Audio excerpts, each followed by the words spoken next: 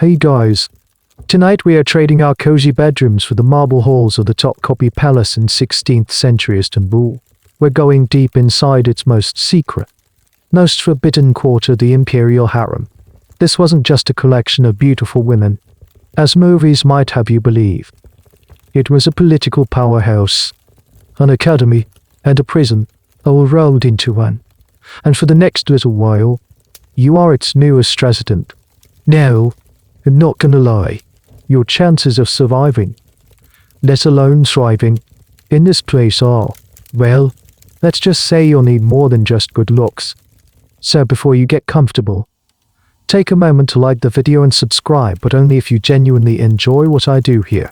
And while you're at it, let me know in the comments where you're listening from and what time it is. It's always a quiet thrill to see how far these stories travel. Now, dim the lights, maybe turn on a fan for that soft background hum, and let's ease into tonight's journey together. The first thing you notice isn't a sight, but a smell. It's the sharp, clean scent of the sea mixed with something warmer spices, charcoal smoke, and a million human lives packed onto a narrow peninsula of land. You're on a small, rocking boat in the Golden Horn, and the silhouette of the city against the twilight is breathtaking. Domes and minarets pierce the sky like a promise of heaven. But your destination is the sprawling complex on the hill, the Topkapi Palace. It doesn't look like a castle from a fairy tale, it's more like a collection of grand pavilions, courtyards, and gardens, all enclosed by formidable walls, the heart of a world-spanning empire. You don't enter through the grand imperial gate. You, and the small, quiet group of girls with you, are ushered through a smaller, more discreet entrance. The sounds of the city fall away, replaced by an unnerving, structured silence. You walk through a series of courtyards, each one feeling more exclusive and restricted than the last. Finally, you stand before a building guarded not by fierce-looking soldiers, but by men with smooth, unlined faces and watchful eyes. These are the chief black eunuchs, the gatekeepers of the harem. The word Hürrem itself comes from the Arabic harem, meaning forbidden or sacred space, and as the heavy, carved doors swing open to admit you, you understand why. You're stepping into another world. The air inside is thick with the scent of jasmine, amber, and expensive oils. The light is dim, filtered through intricate wooden screens called mashrabiyah, which allow those inside to see out, but no one to see in. Your bare feet pad silently on cool marble floors, softened here and there by carpets so thick and soft you could lose your ankles in them. This is the main point of entry, the courtyard of the eunuchs, and from here, you are led deeper into the labyrinth. This place is vast. The Imperial Harem wasn't just a few rooms, it was a self-contained city for women. It had its own dormitories, kitchens, a hospital, baths, and mess, and even a mosque. At its peak, it housed over 1,000 people: the Sultan's mother, his sisters, his aunts, his wives and concubines, their countless children, and all the servants and officials required to run such a massive household. You are now at the absolute bottom of this pyramid. A new girl, and a novice, has already guided down a long, tiled corridor. You catch glimpses of daily life. In one sun-dappled courtyard, a group of women are embroidering silk with gold thread. In another, you hear the faint sound of a cannon, a stringed instrument, being played with expert skill. You see a woman, clearly of high rank by the quality of her robes and the pearls in her hair, scolding a servant over a tray of sweets. And here's a little detail you wouldn't get in the history books: you pass a small, alcove-like kitchen where a young woman is meticulously preparing coffee. The grinding of the beans, the heating of the water in a small copper pot called a CEV, it's all a ritual. Gaining favor here isn't always about grand gestures. Sometimes, it was about being the one who could make the perfect, frothy cup of coffee for the Sultan's mother, the most powerful woman in the palace. That single skill could change a girl's entire life. But for all its beauty, the stunning blue and white is tiles that cover the walls, the mother of pearl inlaid in the furniture. The gilded ceilings, you can't shake a feeling of being trapped. Every beautiful window that looks out onto the gardens is covered with an elegant but inescapable iron grille. Every door has a guard. This is the gilded cage, a phrase that would become synonymous with the harem. It's designed for comfort, for luxury, but also for complete and total isolation from the outside world. You and the other new girls are from all corners of the known world, Circassian from the Caucasus, famed for their beauty, girls from the sun-drenched coasts of Italy or the plains of Russia. How you all got here is a complicated matter. Historians still debate the exact mechanics of how the harem was populated. While many were indeed captives from the empire's vast military campaigns, many others were purchased from sophisticated slave markets, and some were even presented as strategic gifts by provincial governors or foreign dignitaries seeking favor. The true nature of this recruitment, whether it was raw capture or a calculated transaction, is a complex picture we're still piecing together. For now, that doesn't matter. You're here. You're lead into a large, communal dormitory, given a simple sleeping mat and a coarse linen shift. The opulence of the corridors is gone, replaced by a store. Functional reality. You are now a piece of imperial property, and as you lie down, surrounded by the soft whispers and quiet sobs of other girls, you realize the truth of your situation. You're not a guest here. You're a new piece on a very old, very complicated chessboard. And tonight, your first lesson is simply to survive until morning. The next morning, you're awoken before the sun even has a chance to warm the tiles on the walls. There's no gentle rousing here, it's a quick, efficient process. I seen your serving woman, the key alpha, claps her hands, and the dormitory rustles to life. Your education has begun, and it's not what you might expect. You're not just being taught to be beautiful or entertaining. The harem is, in its own strange way, a university, and you are its newest student. The curriculum power. Your day is rigidly structured. The first order of business is religion and culture. You are taught the basics of Islam, because in order to serve in the Sultan's palace, you must convert. This is non-negotiable. You learn the 5 pillars, the prayers, and the essential tenets of the faith. Historians often point out the pragmatic nature of this. It was less about zealous conversion and more about cultural assimilation. To be part of the household was to be part of its dominant culture. Alongside this, you learn to speak and read Ottoman Turkish, a complex language blending Turkish, Persian, and Arabic. Your own name is stripped from you, and you are given a new, Persian one, something poetic like Gulbahar Spring Rose or Mapi Iwaker Moon Face. This is the first step in erasing your past, in making you a creature of the palace. Then comes the training in the arts of being a lady, but to a royal standard. You learn to walk with grace, to carry yourself with a specific posture, to enter a room and curtsy without a single ripple in your dress. You're taught music, perhaps the lute or the harp. You learn to dance, not in a wild, unrestrained way, but with subtle, controlled movements. You're taught poetry, learning to recite the classics and perhaps even compose your own verses. This was just for show. A woman who could hold an intelligent, witty conversation with the Sultan, who could charm him with a poem or soothe him with a melody, was a woman of immense value. But as you move through these lessons, you start to understand the real hierarchy. It's a ladder, and you are on the very bottom rung. At the top, a trinity of power. First, the Validi Sultan, the reigning sultan's mother. She is the undisputed queen of the harem, and by extension, one of the most powerful people in the empire.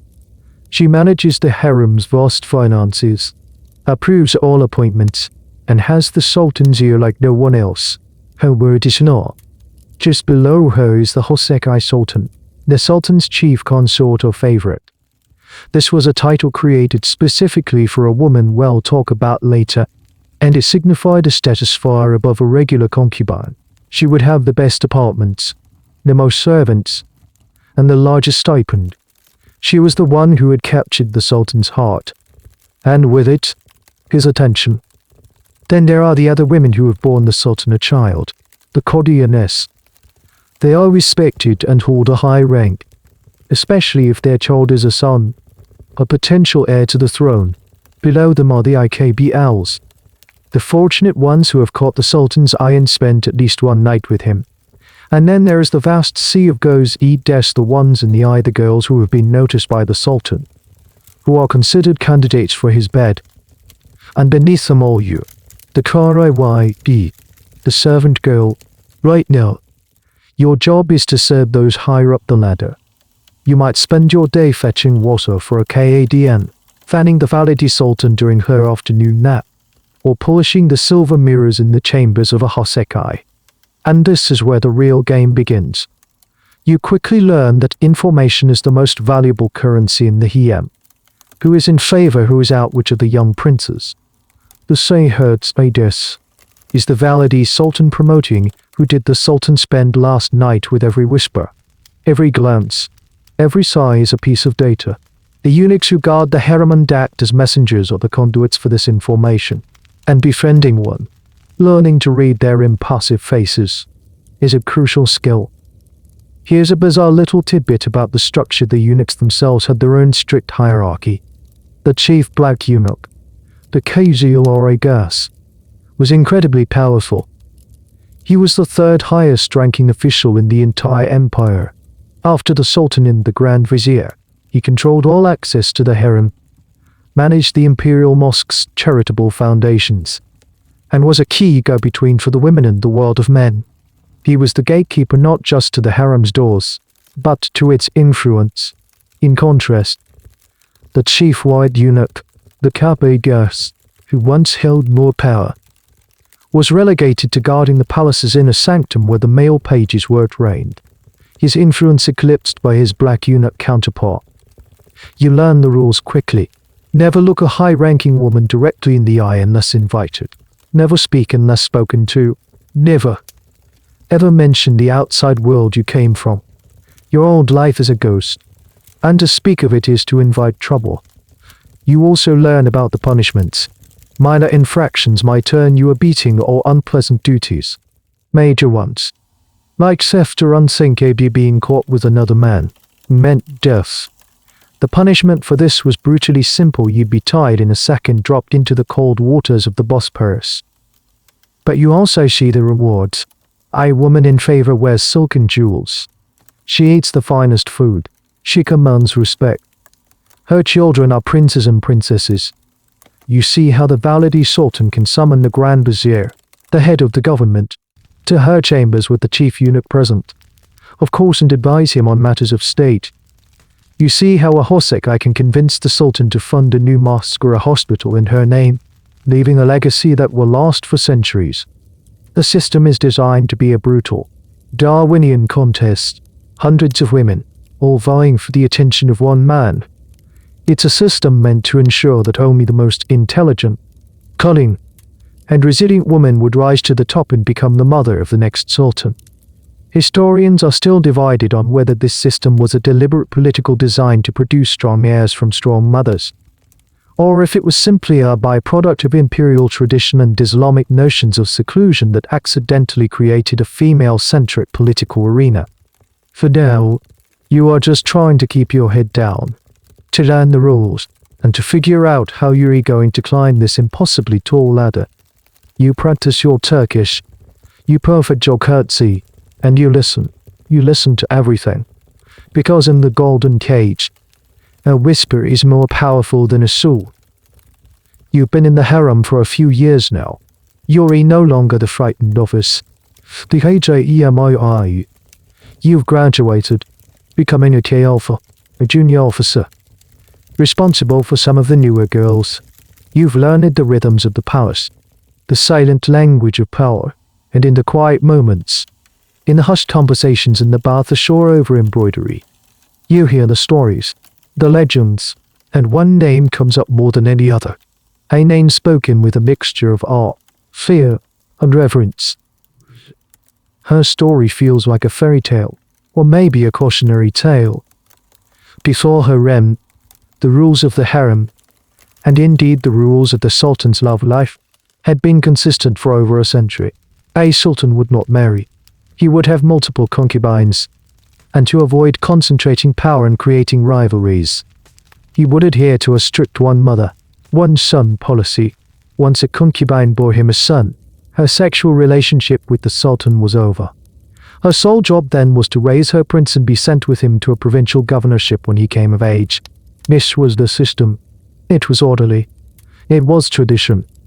Then came Hürrem. The senior women tell you she was from the lands of Ruthenia, what is now modern-day Ukraine. She was captured in a raid and brought to the harem like so many others. But there was something different about her. The Venetian ambassadors, those keen observers of the Ottoman court, described her not as a classical beauty, but as graceful and petite. Her power wasn't in a stunning face, but in her spirit. Her Ottoman name means the cheerful one or the laughing one, and you can just imagine it in a palace of choreographed grace and whispered secrets. A woman who laughed, genuinely, openly laughed. It must have been like a splash of vibrant color in a monochrome world. She arrived during the reign of the most magnificent of all sultans, Suleiman I. You know him as the lawgiver in the east and the magnificent in the west. He was a poet, a goldsmith, a brilliant military strategist, and the ruler of an empire at its absolute zenith. He was a man who heard everything, who had seen everything, and then he met this girl from Ruthenia. The story goes that she first caught his eye not through some elaborate scheme, but by pure audacity, when a group of girls were being presented to the Sultan. She, a mere novice, pushed her way to the front, laughing and singing. Instead of being punished for her insolence, she intrigued him. He wanted to know who this fearless, joyful creature was, and just like that, the spark was lit. Soon, Hürrem was Suleiman's favorite. She became his IKBL. Then his Gozid elevated to a status above all others, but she wasn't content with that. Here, she did something revolutionary. She didn't just warm his bed, she captured his mind. She read with him, discussed politics with him, and wrote him exquisite love poems when he was away on campaign. You've heard some of the older women recite lines from their letters. He's to her my intimate friend, my everything, my love, my shining moon. Hers to him I am only at peace near you, if you are not here. My sultan, there is no remedy for my woes. This was not the talk of a master and his concubine. This was a conversation between equals, between lovers. Then, she broke the first great rule. She had a son, Mehmed, according to tradition. That should have been the end of their physical relationship, but it wasn't. She went on to bear Suleiman 5 more children, including a daughter, Mi'atarima, and for more sons. She completely shattered the one mother, one son policy. This was scandalous. The other women in the harem, especially Suleiman's first favorite, Mahidevran, the mother of his eldest son and heir, Mustafa, were horrified. The court was in shock. And here's a quirky detail that shows her political genius. There's a story, possibly apocryphal but widely told, about how she engineered her freedom after becoming his favorite. She asked for permission to receive religious instruction. She became a devout Muslim, and then declared that her faith forbade her from having sinful relations with a man she was not married to. She could no longer visit his bed. Faced with the choice between tradition and the woman he loved, Suleiman chose her. Historians are still debating the veracity of this tale. But whether it happened exactly like that or not, it captures the essence of Hürrem's intelligence. She used the very rules of the system in this case, religious piety, to dismantle it from the inside. Her rise came at a cost. The whispers against her in the harem were constant. They called her a witch, a sorceress who had enchanted the sultan. The old guard, represented by the sultan's own mother, the valid sultan, was her greatest obstacle. But Hürrem was patient. She outmaneuvered her rivals, building her own network of allies, including the powerful Grand Vizier, Rustam Pasha, whom she married off to her own daughter, Mi'atarima. This son-in-law in the highest office of government gave her unprecedented influence. When the Valide Sultan died, her EMS power became absolute. She took over the running of the harem. She corresponded with foreign powers. She became Suleiman's most trusted political advisor. From the gilded cage, the laughing girl from Ruthenia had become one of the most powerful women in the world. Her story is the blueprint. It's the dream and the nightmare of every girl in the harem. It proves that the walls, no matter how high, cannot contain a will that is strong enough. As you drift off to sleep, the name Hürrem echoes in your mind. It's a promise of what's possible, and a warning of the rules you have to be willing to break to achieve it. You've listened to the stories of Hürrem, and now a quiet ambition begins to smolder within you. It's a dangerous thought, but it's there. How does one even begin that journey? How do you go from being an anonymous face in a crowded dormitory to someone who enters the Sultan's consciousness? The path is both literal and metaphorical, and it has a name, the old 10-YOLL. The Golden Road. This isn't just a nickname, it's a real place. It's a narrow, paved passageway within the harem, connecting the courtyard of the concubines, where you and most of the women live, to the Sultan's private chambers. It's called the Golden Road because, according to legend, the Sultan would toss gold coins on the floor for the women as he passed.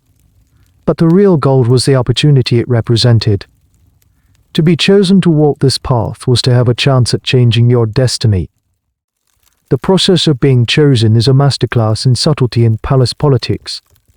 It's not as simple as the Sultan strolling through the courtyard and pointing, you, and you. The Sultan, at this point in the empire's history, was becoming an increasingly remote and secluded figure. His every moment was choreographed, so the selection was orchestrated, primarily by the most powerful woman in the palace, the Valide Sultan. His mother, she, along with the Kadn, the chief female stewardess of the harem, and the chief black eunuch, are the talent scouts. They are constantly observing the girls. Who is the most graceful dancer? Who has the sharpest wit? Who has learned Turkish so well she can compose clever couplets on the spot? Who carries herself with an air of dignity? They are not just looking for a pretty face, they are looking for someone who would please the Sultan. Yes, but also someone who wouldn't be a disruptive for Saur, depending on their political aims. Someone who would be a disruptive force against a rival faction. Let's say you've caught their eye. Perhaps you served the Valide Sultan her morning sherbet for a month without a single spill, always with a perfect, respectful bow. Perhaps she overheard you engaging in a clever debate about a Persian poem with one of your instructors. You are marked as a GOZEDD, one in the eye. This is the first step. You are now a candidate. Your life changes immediately. You are moved to better, semi-private quarters. Your allowance is increased. You are given finer clothes, better food. Your training intensifies. You are now being groomed specifically for the Sultan. You are taught his personal tastes. Does he prefer the sound of the harp or the oud? What are his favorite colors? What subjects of conversation animate him? What kind of jokes does he find funny? You learn to be the perfect companion, tailored to one man's specific personality. The night you are finally chosen is filled with ritual. It's not a Kerman performance. A message is sent via eunuch. The Sultan requests your presence tonight. From that moment, a whirlwind of activity begins. You are taken to the palace hammam, the bathish. This isn't a quick shower. It's a long, luxurious process. You are scrubbed with scented soaps. Your skin is softened with oils. And your hair is washed with flower-infused water. It's a purification ritual, both physical and symbolic. Then, you are dressed, not in your own clothes, but in garments from the imperial wardrobe, the finest silks, brocades, and velvets, chosen to complement your features. You are adorned with jewelry pearls, emeralds, rubies all on moan, a reminder that this status is conditional. Your hair is elaborately styled, and your face is subtly painted. You are being turned into a work of art, an offering fit for an emperor. When you are ready, You don't walk the golden road alone. You are escorted. The chief eunuch leads the way, a symbol of the official sanction of this encounter.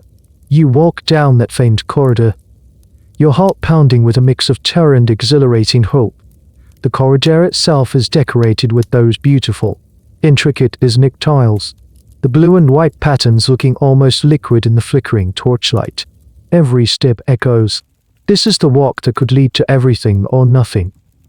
At the end of the Golden Road, you reach the door to the Sultan's private apartments. The Huz odor. The eunuch announces you, and you enter. You are now in the most private space in the entire empire. The air is heavy with the scent of incense and beeswax candles. The rooms are filled with luxurious divans. No tables inlaid with ivory, and priceless carpets. The Sultan is waiting. Here is a little-known custom that underscores the power dynamic. You are expected to enter the room and walk towards the Sultan's bed, where you must approach it from the foot. You are not to make eye contact until he invites you to. You then perform a specific bow, kissing the hem of his duvet or the carpet beside his bed. You are demonstrating absolute submission. Only then does he bid you to rise and, perhaps, to sit and talk with him. The night is a test. Can you charm him? Can you make him laugh? Can you listen with genuine interest as he unburdens himself of the pressures of ruling a massive empire? If the night is a success, if you please him, a specific gift is given, a beautifully embroidered handkerchief. Receiving this handkerchief is a signal to everyone in the harem that you are now an IKBL, one of the fortunate. But here's the thing, historians are still trying to fully understand the emotional and psychological reality of these encounters. The official records and chronicles are silent on this. Was it a terrifying ordeal for these young women? Was it a calculated performance? Did genuine affection ever blossom in these highly ritualized, politically charged meetings? The surviving letters from women like Hürrem suggest it could. But for the countless anonymous women who walked the Golden Road, their feelings are lost to history. We can only imagine the complex cocktail of fear, ambition, and perhaps even hope that filled their hearts as they took those steps. If you are successful, you return to the harem before dawn, clutching that handkerchief. The news travels instantly. You are no longer just a girl's ED. You are an IKBL. Your status is confirmed. You have walked the Golden Road and arrived at a new beginning. But this is also where the real danger starts. You now have something to lose. And in the harem, there are 100 other women waiting for you to fall. You succeeded. You walked the Golden Road. You charmed the Sultan. And you are now an IKBL. You have his favor. But as you settle into your new, innovated life, you remember the story of Hürrem and realize that favor is fleeting. Being the Sultan's favorite concubine is a high-stakes, precarious position. To truly secure your future, and the future of your potential children, you need something more. You need legitimacy. You need to become what was once unthinkable, a wife. Her EMS journey from concubine to legal wife, the Hürrem Sultan, was the seismic event that created this new possibility. Before her, the idea was absurd. Now, it was the ultimate prize. But how did she do it? The story you heard about her using religious piety as a reason to abstain from the Sultan's bed is just one part of a much larger, more complex strategy. Her first step was to make herself indispensable, not just as a lover, but as a companion. After she bore her first son, she didn't retreat into the nursery as was expected. She continued to engage with Suleiman on an intellectual level. She learned about statecraft. The Venetian ambassador Pietro Brogardin noted in 1526, when Hürrem was still just a favorite, that he desires to have her near him at all times. She made herself a fixture in his daily life, a voice he trusted. This constant proximity gave her an advantage no other woman had. Her next move was to consolidate her position within the palace. The harem was a political ecosystem, and Hürrem became its apex predator. Her chief rival was Mahidevran, the one who is always beautiful, the mother of Suleiman's firstborn son and heir, Mustafa. The tension between the two women was legendary. There are accounts of a physical fight between them, where Mahidevran scratched Hürrem's face. When Suleiman summoned Hürrem that night, she refused to go, saying her damaged face was not fit for his eyes. This, of course, only intrigued Suleiman more. He insisted she come, and when he heard the story, his favor shifted decisively and permanently away from Mahidevran. Whether this catfight actually happened is debated by scholars. It's the kind of juicy gossip that court observers loved to report, but it's hard to verify. What is certain is that Mahidevran and her son Mustafa were eventually sent away from the capital to a provincial governorship, the traditional path for an heir. But Hürrem managed to keep herself and all of her sons in Istanbul, close to the center of power. This was another radical break from tradition. With her rivals sidelined, Hürrem aimed for the final, seemingly impossible goal: marriage. To understand how monumental this was, you have to grasp the concept of the Sultan's slave family. The entire ruling class of the Ottoman Empire, from the Grand Vizier down to the lowest page, were, in theory, the Sultan's slaves. They were taken from their homes as boys, converted, educated, and given immense power, but their lives and property belonged to the Sultan. This system was meant to ensure their absolute loyalty to him alone, not to any family or aristocratic class. The women of the harem were part of this slave family. For the Sultan to marry one was like a master marrying his own property. It violated the very logic of the Ottoman power structure. Hürrem's masterstroke was to get herself legally monumented, freed from her slave status. The exact legal and religious arguments she used are lost to us, but the result is not. Once she was a free woman, the dynamic changed. For the Sultan to continue sleeping with her would be adultery under Islamic law.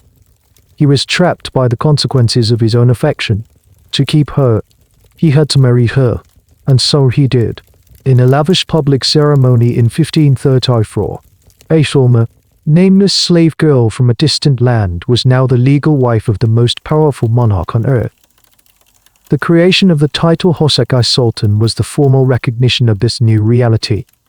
It came with a huge stipend, vast estates, and a status that put her above all other women at court, including the Sultan's own sisters. And she used this power. She began a massive campaign of public works. She commissioned a grand complex in Istanbul that included a mosque, 2 schools, a hospital, and a public fountain. This was a traditional way for royals to display piety and power. But for a woman, a former concubine, to do it on this scale was unprecedented. She was building a legacy, engraving her name into the very stone of the capital. Here's a small, fascinating detail that shows how she rewrote the rules: the location of her tomb. When Hürrem died in 1558, Suleiman was heartbroken. He had a magnificent mausoleum built for her, right next to his own, within the precinct of the Suleiman Iwayi Mosque, the grandest in the city. For a woman to be buried in such a place of honor, as an equal partner beside the great Sultan, was the ultimate symbol of her triumph. Before her, consorts were buried in far more modest tombs elsewhere in the city. Hürrem was, even in death, by his side. This is the path you now dream of. It's not just about winning the Sultan's affection anymore. It's about leveraging that affection into tangible, legal power. It's about studying your rivals, building alliances, and knowing when to deploy the rules of the system against itself. It's about transforming yourself from a beautiful object of desire into a political partner. As you look around your luxurious new rooms, you realize they are both a reward and a test. Can you follow Hürrem's playbook? Can you convince the Sultan that you are not just a pleasure for a night, but a necessity for a lifetime? The challenge seems immense. But Hürrem proved that the impossible could be done. She laid down the new golden road, not the one of stone and gold coins, but a treacherous path of ambition, intelligence, and love that lead to a wedding ring and a crown. You've achieved a precarious foothold. Maybe you are a Kadian, the mother of a young prince, or perhaps you've even attained the coveted rank of Hosekai. You have the Sultan's ear, at least for now. But you're still inside the harem. It's beautiful. Grill-covered windows are a constant reminder of your isolation. The world outside. The world of men, of armies, of viziers and ambassadors, is where the empire is truly run. How do you influence a world you cannot enter? You do it with whispers. You build a network. This is the next crucial stage of your education in power. You learn that the harem is not a sealed box, it's a permeable membrane. And the agents who move back and forth, carrying information, requests, and commands, are your most valuable assets. Your primary allies in this are the eunuchs. You've known them since you arrived as gatekeepers and guards. Now you see them for what they truly are: the nervous system of the palace. The chief black eunuch, Bekazullah Agas, is a political titan. He meets daily with the Sultan and the Grand Vizier. He controls the flow of communication. Gaining his trust, or at least his cooperation, is paramount. You might do this by ensuring his favorite sweets are always available, or by using your influence with the Sultan to secure a promotion for one of his junior eunuchs. It's a game of favors, of building a web of mutual obligation. But it's not just the chief. Every eunuch, down to the lowest rank, is a potential source of information. The one who guards the door to the divan, the Imperial Council, might overhear a debate about a new tax policy. The one who accompanies a prince to his lessons might know which tutor is gaining influence. You learn to cultivate these sources, to reward them for their loyalty with small gifts of money or fine cloth. You are, in essence, creating your own private intelligence agency within the palace walls. Your second channel of influence is correspondence.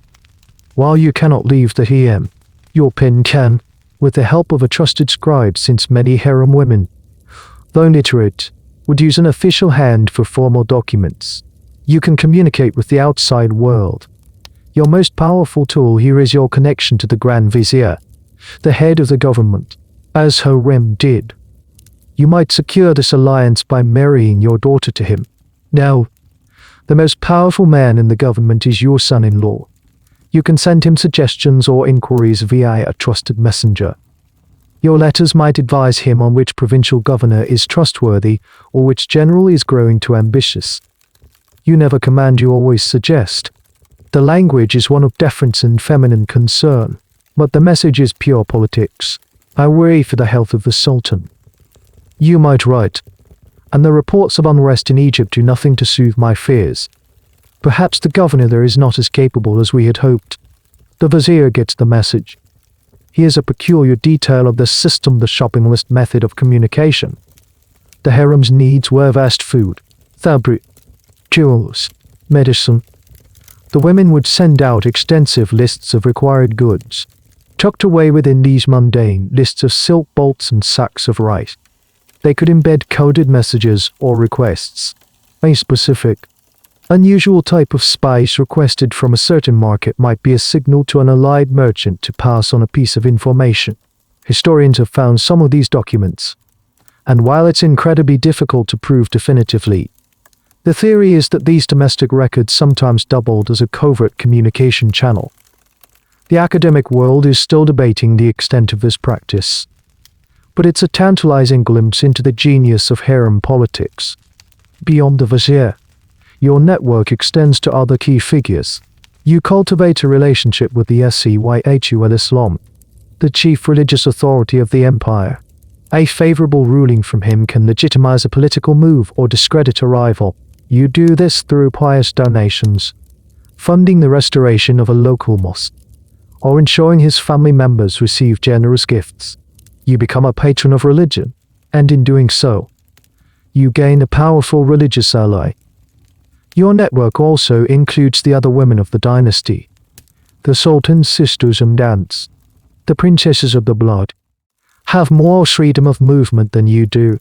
They can own palaces outside the Topkapi, and they can receive guests. By building strong alliances with them, you can use their social circles as an extension of your own, gathering information from a wider sphere. A seemingly innocent piece of gossip shared over a cup of tea between a princess and the wife of an ambassador could be a vital piece of political intelligence that finds its way back to you. The most sophisticated harem leaders, the true masters of this game, even ran international diplomatic correspondence. They wrote directly to other queens and powerful women, like Catherine de' Medici in France or Queen Elizabeth I of England. These weren't just polite letters, they were instruments of soft power, building relationships and exchanging gifts that smoothed the path for official diplomacy. What you're doing is building a web. It's invisible, woven from threads of loyalty, obligation, shared secrets, and strategic generosity. Use it at the center of it, like a spider, feeling the vibrations from every corner of the empire. An army might be moving in the Balkans. A new trade deal might be negotiated with Venice. A rebellion might be brewing in Anatolia, and you, sealed away in your perfumed rooms, know about it. And more than just know it, you can influence it. You can send a whisper down one of the threads of your web, a suggestion to your son-in-law the vizier, a word of caution to the sultan, a gift to a key official. You can't sit in the council chamber, but you can help decide what is discussed there. You have learned the great secret of the gilded cage. It is not a prison if you can control the world outside its bars.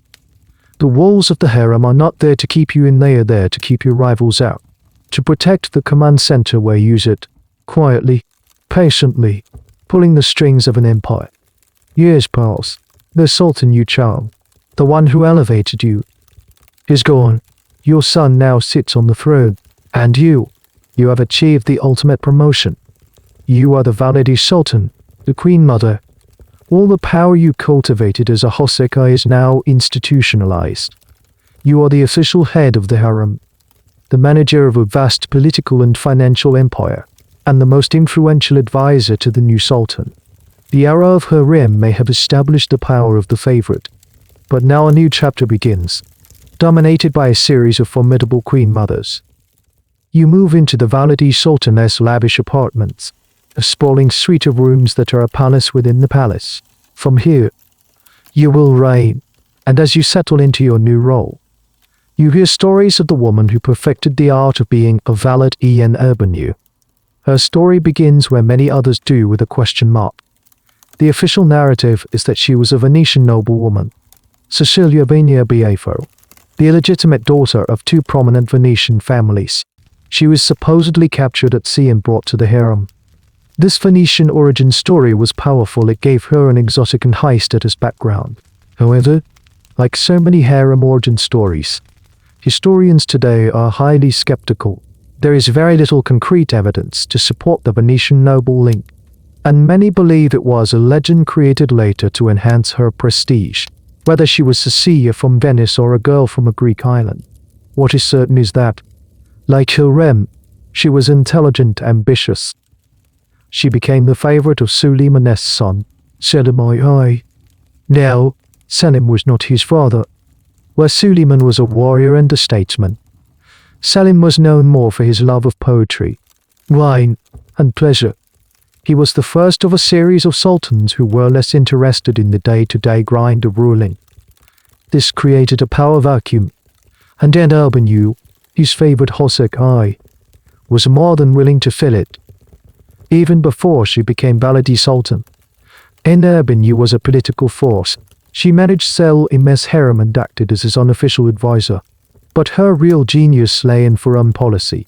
Drawing on her real or fabricated Venetian roots, she established a pro-Venice policy at the Ottoman court.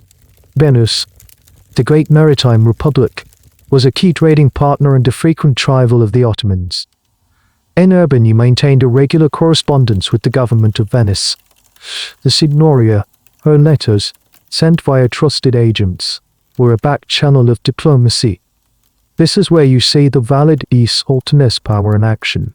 While the Grand Vizier and the ambassadors were engaging in formal, often confrontational diplomacy, Nurbanu was exchanging gifts and friendly letters with the Doge of Venice.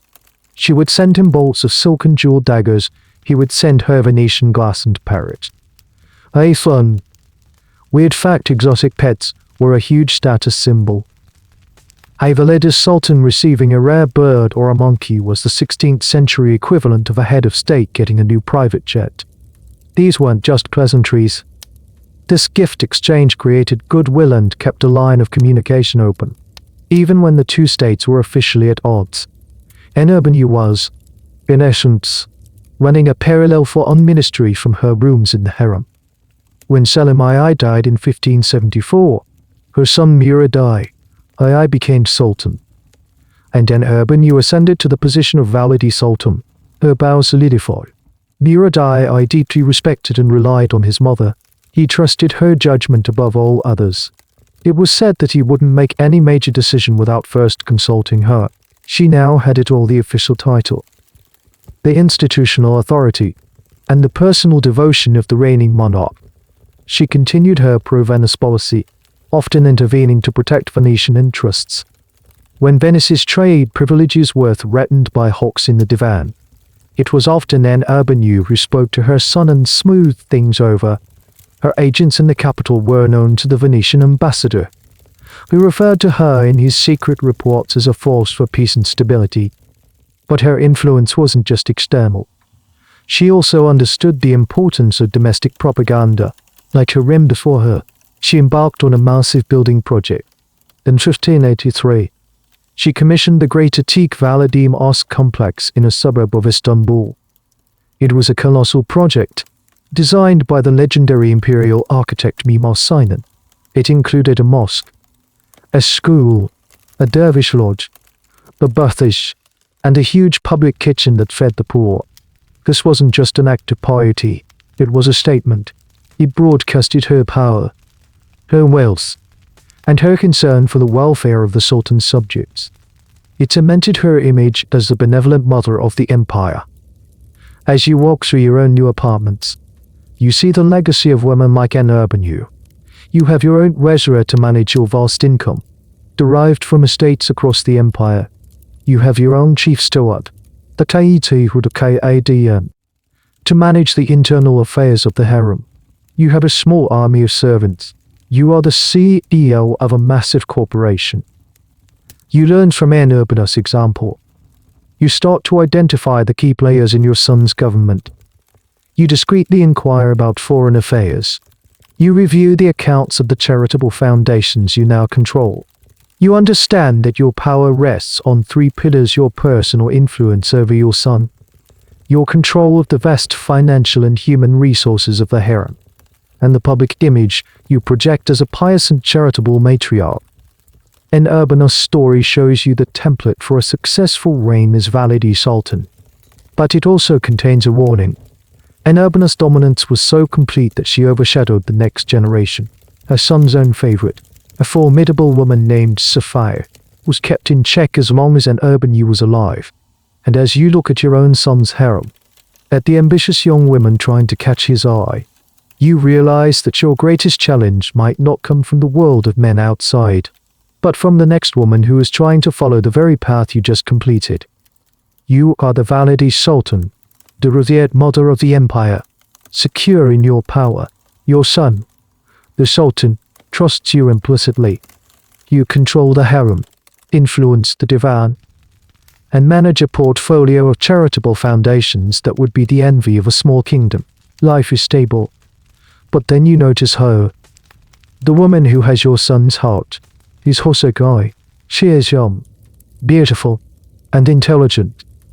And she is watching you, learning from you, just as you once watched and learned it from the women who came before.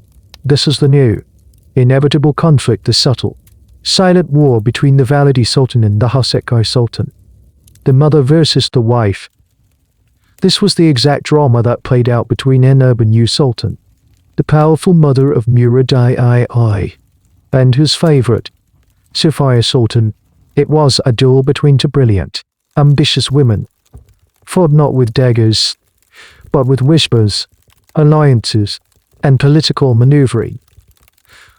Safiye's origins, like Nurbanu's, are shrouded in politically convenient mystery. The most accepted story is that she was of Albanian descent, born in the Dukajijayan Highlands, but Venetian sources, always eager to claim a connection, insisted she was a relative of Nurbanu's, a beata from Corfu, gifted to the harem. The truth is, we don't know for sure. What we do know is that she was given the name Safiye, meeting the pure one. And she captivated the young Prince Murad long before he became Sultan. Murad was devoted to her. For years, he was essentially monogamous, refusing to take other concubines, which was a huge problem for his mother, Nurbanu. A sultan needed multiple sons to secure the succession. Relying on a single woman to produce heirs was risky. What if she couldn't have more children? What if her son died for Nurbanu? This wasn't about jealousy, it was about dynastic security. But for Safiye, Murad's devotion was the source of her power. She wasn't going to share him if she didn't have to. This was the first battleground. Nurbanu, as the reigning Valide Sultan, conspired with her daughter, Princess Esmayon, to break Safiye's hold on Murad. They procured beautiful new concubines, parading them before the Sultan, trying to tempt him. For a long time, he resisted, but Nurbanu was relentless. Eventually, she succeeded. Murad began taking other concubines and went on to father over 20 children. Safiye had lost Hürrem and monopoly on the Sultan's bed, but she never lost her place as his most trusted confidant and chief consort. Round 1 went to Nurbanu, but Safiye was still in the game. The second battleground was policy. Nurbanu, as you know, was staunchly pro-Venetian. Safiye, on the other hand, began to cultivate a different set of allies. She started to lean towards an anti-Venetian foreign policy, favoring other European powers, wishing you a pleasant experience, particularly England. This was just a personal preference. It was a strategic move to create a power base that was independent of her mother-in-laws, while Nurbanu was corresponding with the Doge of Venice. Safiye was beginning to build a relationship with the emissaries of Queen Elizabeth I of England. This created a bizarre situation at court. For an ambassador trying to secure a deal with the Ottomans would have to navigate to competing power centers within the harem. Do you align with the Valide Sultaness faction or the Kösem Sultaness? Choosing the wrong side could be disastrous. The viziers and parts of the Imperial Council were often caught in the middle, trying to appease both the Sultan's mother and his favorite wife. Here's a small detail that illustrates the pettiness and the pressure of their rivalry: the competition over stipends. Both the Valide Sultan and the Kösem Sultan received a daily allowance from the treasury. Safiye, ever ambitious, constantly pushed for her stipend to be increased, seeking to match her mother-in-laws. The treasury records from this period show her allowance steadily rising, a testament to her growing influence over Murad. It was a financial arms race, where money equaled status and power. For years, this Cold War continued, and Nurbanu was the established power, the grand matriarch. Safiye was the ascendant star. The future. The entire court had to walk on eggshells around them. Historians still debate the true depth of their personal animosity. Was it a genuine, bitter hatred, or was it a purely political rivalry? A professional competition between two women at the top of their game? The records, written by men on the outside, can only give us tantalizing hints. They report the political outcomes of their struggle, but can only speculate about the emotional reality within the harem walls. The duel only ended with Nurbanu's death in 1583, with her mother-in-law gone. Safiye's influence became unrivaled, but she had to wait. As long as Murad died, I was alive. She was still just the Kösem. She wouldn't get to wield the full institutional power of the Valide Sultan until her own son came to the throne. Nurbanu had blocked her from ultimate power for decades, a testament to the old Valide's enduring strength. Now, as you look at your own daughter-in-law, you understand the predicament. She is a threat. Her youth, her beauty, her hold on your son's heart, it all challenges your authority. If you move against her too aggressively, you risk alienating your son, the very source of your power. If you do nothing, you allow a rival to grow stronger in your own palace. So you play the game. You use your seniority and experience to guide your son, subtly reminding him that a mother's wisdom is more reliable than a wife's passion. You use your control over the harem's administration to limit her resources or to promote other women to dilute her influence. You watch her every move, analyzing her alliances, anticipating her strategies. It's an exhausting, nerve-wracking chess match, played out in the quiet, perfumed corridors of the harem. The empire might be fighting wars on distant frontiers, but for you, the most important battle is being fought right here, in the heart of the golden cage. The long, tense years of waiting are over.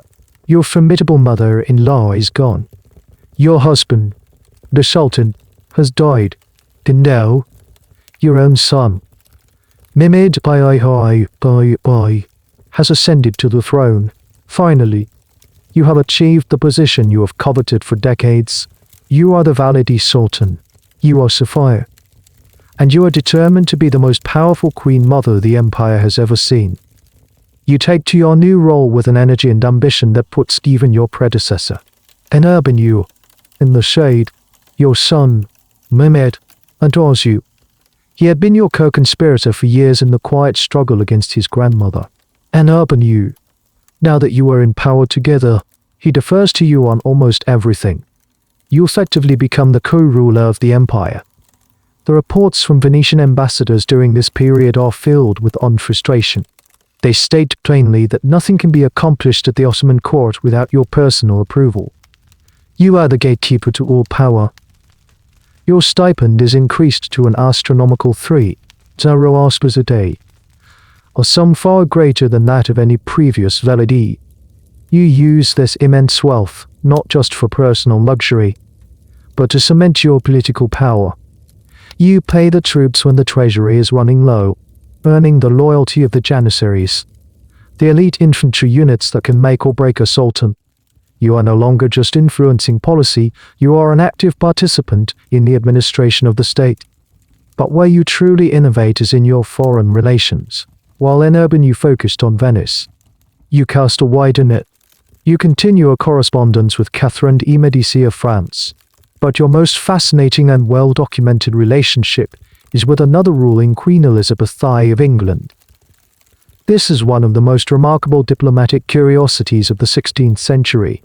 Here you are, a woman who has spent her entire adult life inside the secluded Ottoman harem, building a political partnership with the Virgin Queen of England, a woman who wielded power in a completely different, male-dominated court. Their correspondence is a masterclass in female diplomacy. It begins in 1593, while your husband is still alive. Elizabeth sends you a letter, along with some portraits and gifts. You reply, and a relationship is born. The letters are incredibly ornate and respectful. Elizabeth addresses you as the most august and sovereign queen of the Mus, a title of her own invention, recognizing your de facto power. You, in turn, refer to her with equal deference. You exchange gifts that are both personal and political. Elizabeth sends you a magnificent, jewel-encrusted carriage. This is a power move. The Ottomans at the time did not use wheeled carriages. The elite traveled on horseback or were carried in litters. This gift was a subtle display of Western technological novelty. Here's a fantastic, slightly bizarre detail about that carriage. You loved it, but it was also scandalous. For you, a woman, to be seen driving around the city in this strange, foreign contraption was a breach of tradition. But you were Safiye Sultan. You did it anyway. You would take it for drives. A veiled but visible symbol of your power and your connection to a distant Christian queen. The chroniclers of the time noted it with a mixture of fascination and disapproval. What were you two talking about in these letters? It wasn't just courtly pleasantries. It was business. England wanted to solidify a military alliance with the Ottomans against their common enemy, Catholic Spain. They also wanted favorable trade agreements. You became the chief advocate for the English cause at the Ottoman court. You lobby your son and the Grand Vizier on their behalf. In one letter, you assure Elizabeth that you have received your letter, and according to its contents, I will not cease to speak and to admonish my son, the Polisho, to act according to the treaty. You were, for all intents and purposes, the unofficial English ambassador inside the Topkapi Palace. Your motivations are a topic of debate among historians.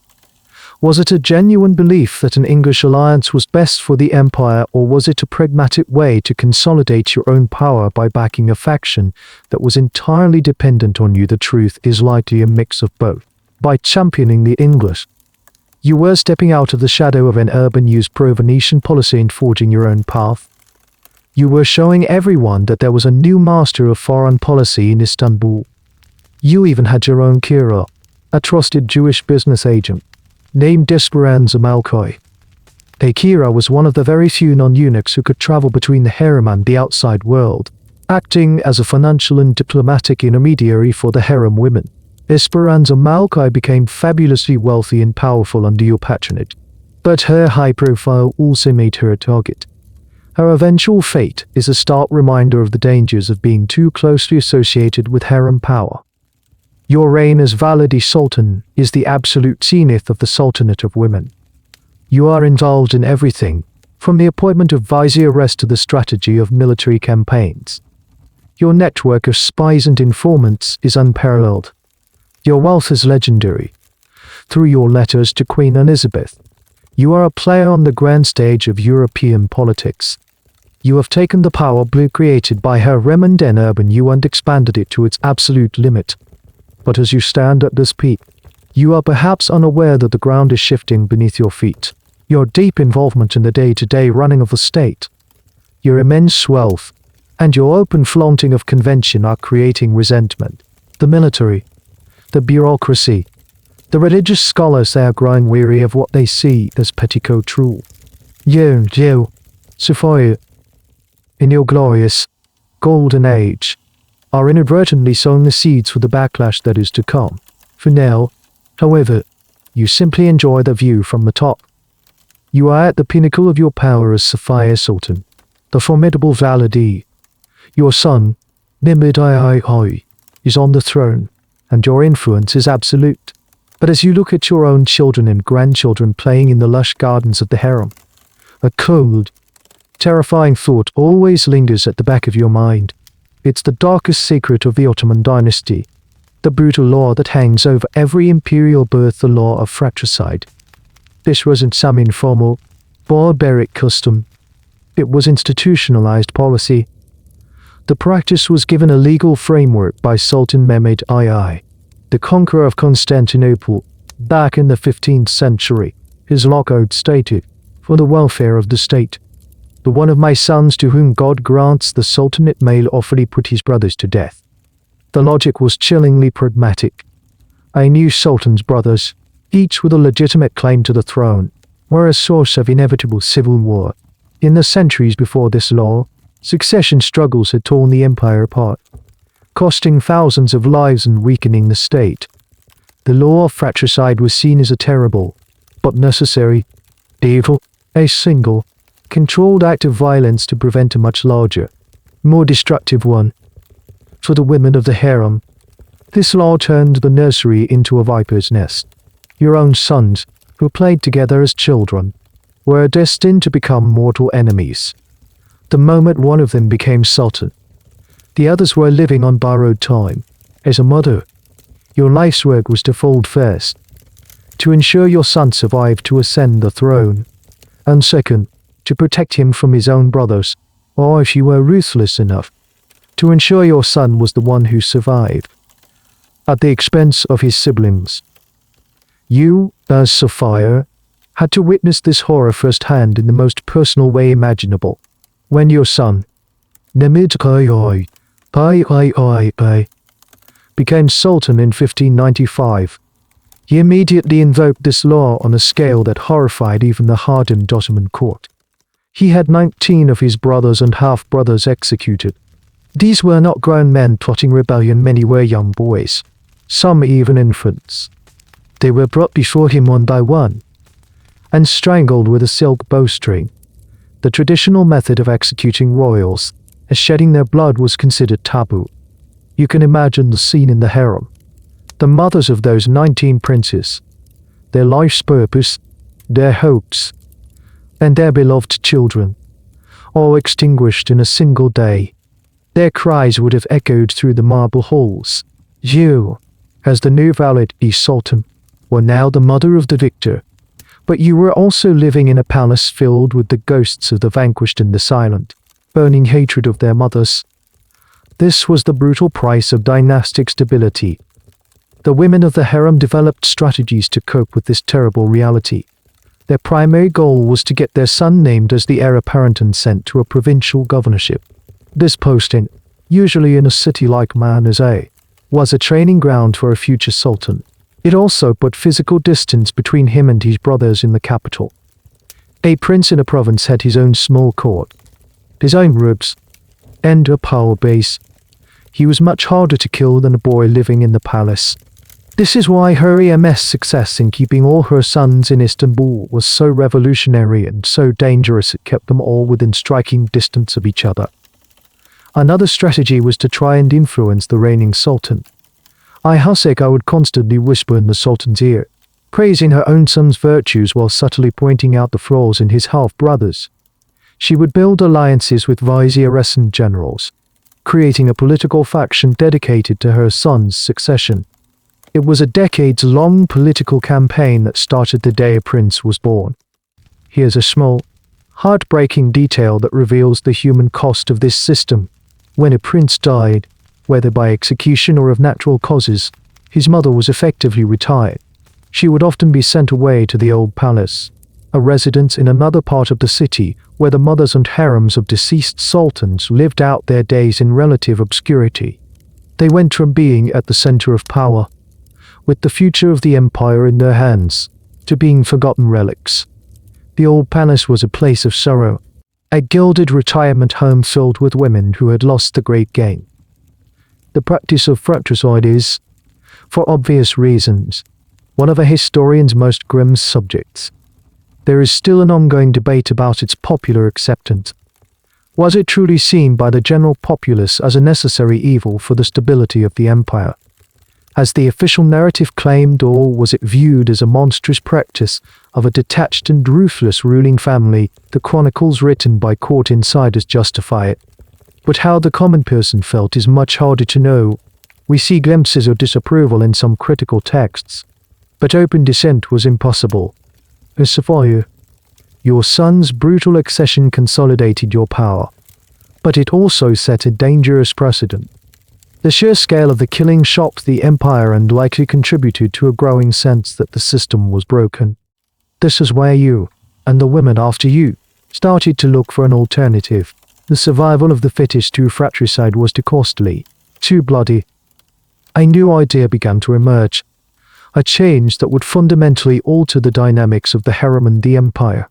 What if, instead of killing all the brothers, you simply locked them up? This was the beginning of the infamous KFS, or the cage. A set of opulent apartments within the harem where the sultan's brothers would be kept under permanent house arrest. It was seen as a more humane alternative. But as you will see, a prince who grows up in a cage may not be the kind of man you want ruling an empire. The solution to one bloody problem was about to create an entirely new set of troubles. Your long and powerful reign as Safiye Sultan is drawing to a close. Your son, Mehmed dies, and your grandson, Omadai, takes the throne in 1603. You, the grandmother, tried to cling to power, but the system is clear. The mother of the reigning sultan is the Valide. You are respectfully but firmly retired to the old palace, the place you dreaded for so long. The great Safiye's era is over. And then, something strange happens. Or rather, something doesn't happen. The new sultan, Omadai, is only 13 years old. He has a younger brother, Mustafa. According to the brutal tradition of fratricide that Omad's own father had carried out so ruthlessly, little Mustafa should have been executed immediately. But he was. Ahmed, perhaps haunted by the memory of his 19 uncles being killed, spared his brother's life. This was a momentous decision. It was the unofficial end of the law of fratricide, but it created a new problem. What do you do with a living, breathing, alternative heir? The answer was the system you yourself had contemplated, the KFS. Prince Mustafa was confined to a set of luxurious but heavily guarded rooms within the Topkapi Palace. The cage was born, With your departure to the old palace, a power vacuum is created. The new Valide Sultan, Ahmed's mother, Handin Sultan, is a relatively weakened and experienced figure. She doesn't have the political skill or the sheer force of will of a Nurbanu or a Safiye. She reigns as Valide for only 2 years before her death in 1605. After she's gone, there is no dominant female figure in the harem for the first time in decades. The Sultan is a young man, and a light of powerful, controlling matriarchs has been broken. The empire suddenly feels adrift. For over half a century, the women of the harem had provided a strange kind of stability. Their long-term strategic thinking, their intricate networks, and their personal influence over the sultans had become a central pillar of the Ottoman state. And Nurbanu, Safiye, they were constant. Now, that constant is gone. In the absence of a strong Valide, power becomes fragmented. Various factions within the court lead by different viziers, powerhouse, and palace officials begin to jostle for influence over the young Sultanate. The Grand Viziers, who had often been chosen and controlled by the Queen Mothers, now have more autonomy, and their tenures become more precarious as they fall in on doubt of the Sultan's favor without a powerful woman to mediate. You, from your forced retirement in the old palace, can probably see the chaos unfolding. The coherence that you, for all your faults, brought to the government is gone. Decisions become more erratic. Policies change on a whim. Steady, guiding hand your hand has been removed from the tiller. Here's an interesting, and somewhat nerdy, detail about this period: the rise of the Grand Mufti's influence. Without a powerful Valide Sultan to act as the ultimate informal check on the Sultan's power, other institutions began to fill the void. The Sayyid Islam, or Grand Mufti, the highest religious authority, became a more significant political player. His legal opinions, fate, EVs were increasingly sought to legitimize or block the Sultan's actions. The harem's informal power was being replaced by the more formal, legalistic power of the religious establishment. This period is a source of great debate for historians. Was the Sultanate of women a period of corruption and decline, as traditionalist historians once argued, or was it, as more recent scholars suggest, a period of relative stability, where these powerful women acted as a stabilizing force in an era of increasingly weak or inexperienced male rulers? The chaos that ensued immediately after the era of Great Valides seems to support the latter argument. The system, it turned out, needed a queen. You also witness another crucial change, with the end of fratricide and the introduction of the cage. The rule of succession itself begins to shift. Before, it was always father to son. But now, with a living brother available, a new possibility arises. When Omar dies in 1617, he has several young sons, but the throne doesn't pass to his eldest son, Osman. Instead, for the first time in the empire's history, the court officials decide to install his brother, your old acquaintance Mustafa, the man who had spent the last 14 years locked away in the cafes. The principle of succession quietly changes from primogeniture father to eldest son to seniority. The throne passes to the eldest male relative in the dynasty. This had profound consequences. It meant that the Sultan's sons were no longer the only heirs. His brothers, uncles, and cousins were now all in the line of succession. And it also meant that the mothers of these princes lost their ultimate bargaining chip. I could no longer be sure that her son would be the next sultan, which diluted her power significantly. The period without a strong matriarch is a messy, uncertain interregnum. It's a glimpse of what the empire looks like without a Hürrem, they an Nurbanu, or a Safiye at the helm. And it proves that for all the criticism directed at the petticoat rule, it had provided a center of gravity that was now desperately missing. The stage is being set for a crisis. The empire is waiting for a new queen, a woman who can navigate this new, more complicated political landscape. And as you fade into obscurity in the old palace, a new girl is just beginning her journey in the harem. A girl of Greek origin, named Anastasia. who will be given the name Malpi by her, and who the world will come to know by another name entirely, Kösem. The greatest of them all is about to arrive. The chaos you observed from the old palace has created a void, and nature, especially political nature, abhors a vacuum. Into this void steps the woman who will define the next phase of female power. A woman whose career will be longer, more dramatic, and more blood-soaked than any of her predecessors. Her name is Kösem. You hear the first whispers about her as a new girl arriving in the harem during the Ramadan, the boy sultan who ended fratricide. The story says she was the daughter of a Greek priest from the island of Tinos, originally named Anastasia. Like the others, she was likely captured in a raid or purchased and sent to the capital as a gift. She was said to be breathtakingly beautiful, but it was her intelligence that truly set her apart. She was given the name Marpi, like her moon-faced, and later the Sultan himself gave her the name by which she would be known to history, Kösem, which can mean leader of the flock or shepherd, a testament to her sharp, commanding presence even as a young woman. She quickly became the favorite of the young Sultan Omadai, his Horsekai, but her situation was different from Hürrem's or Safiye's. The harem she entered was a more crowded and competitive place, because Ahmed had multiple favorites. Kösem never achieved the kind of monogamous devotion that Hürrem enjoyed. She had to share the Sultan's affection, which meant she had to be more cunning, more patient. Her early years are a masterclass in playing the long game. She watches the political turmoil that follows the death of her partner, Omadai, in 1617. She sees his brother Mustafa I, the man from the Kafes, placed on the throne, but Mustafa is, and well, years of solitary confinement have left him mentally unstable, paranoid, and incapable of ruling. HES deposed after just 3 months and sent back to the cage. Then, the throne passes to Ahmed's eldest son from another woman, Osman Aya. He is young, ambitious, and tragically naive.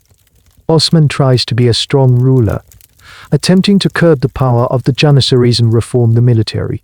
He makes a fatal error. He resents the influence of the harem and tries to sideline the powerful women, including his stepmother.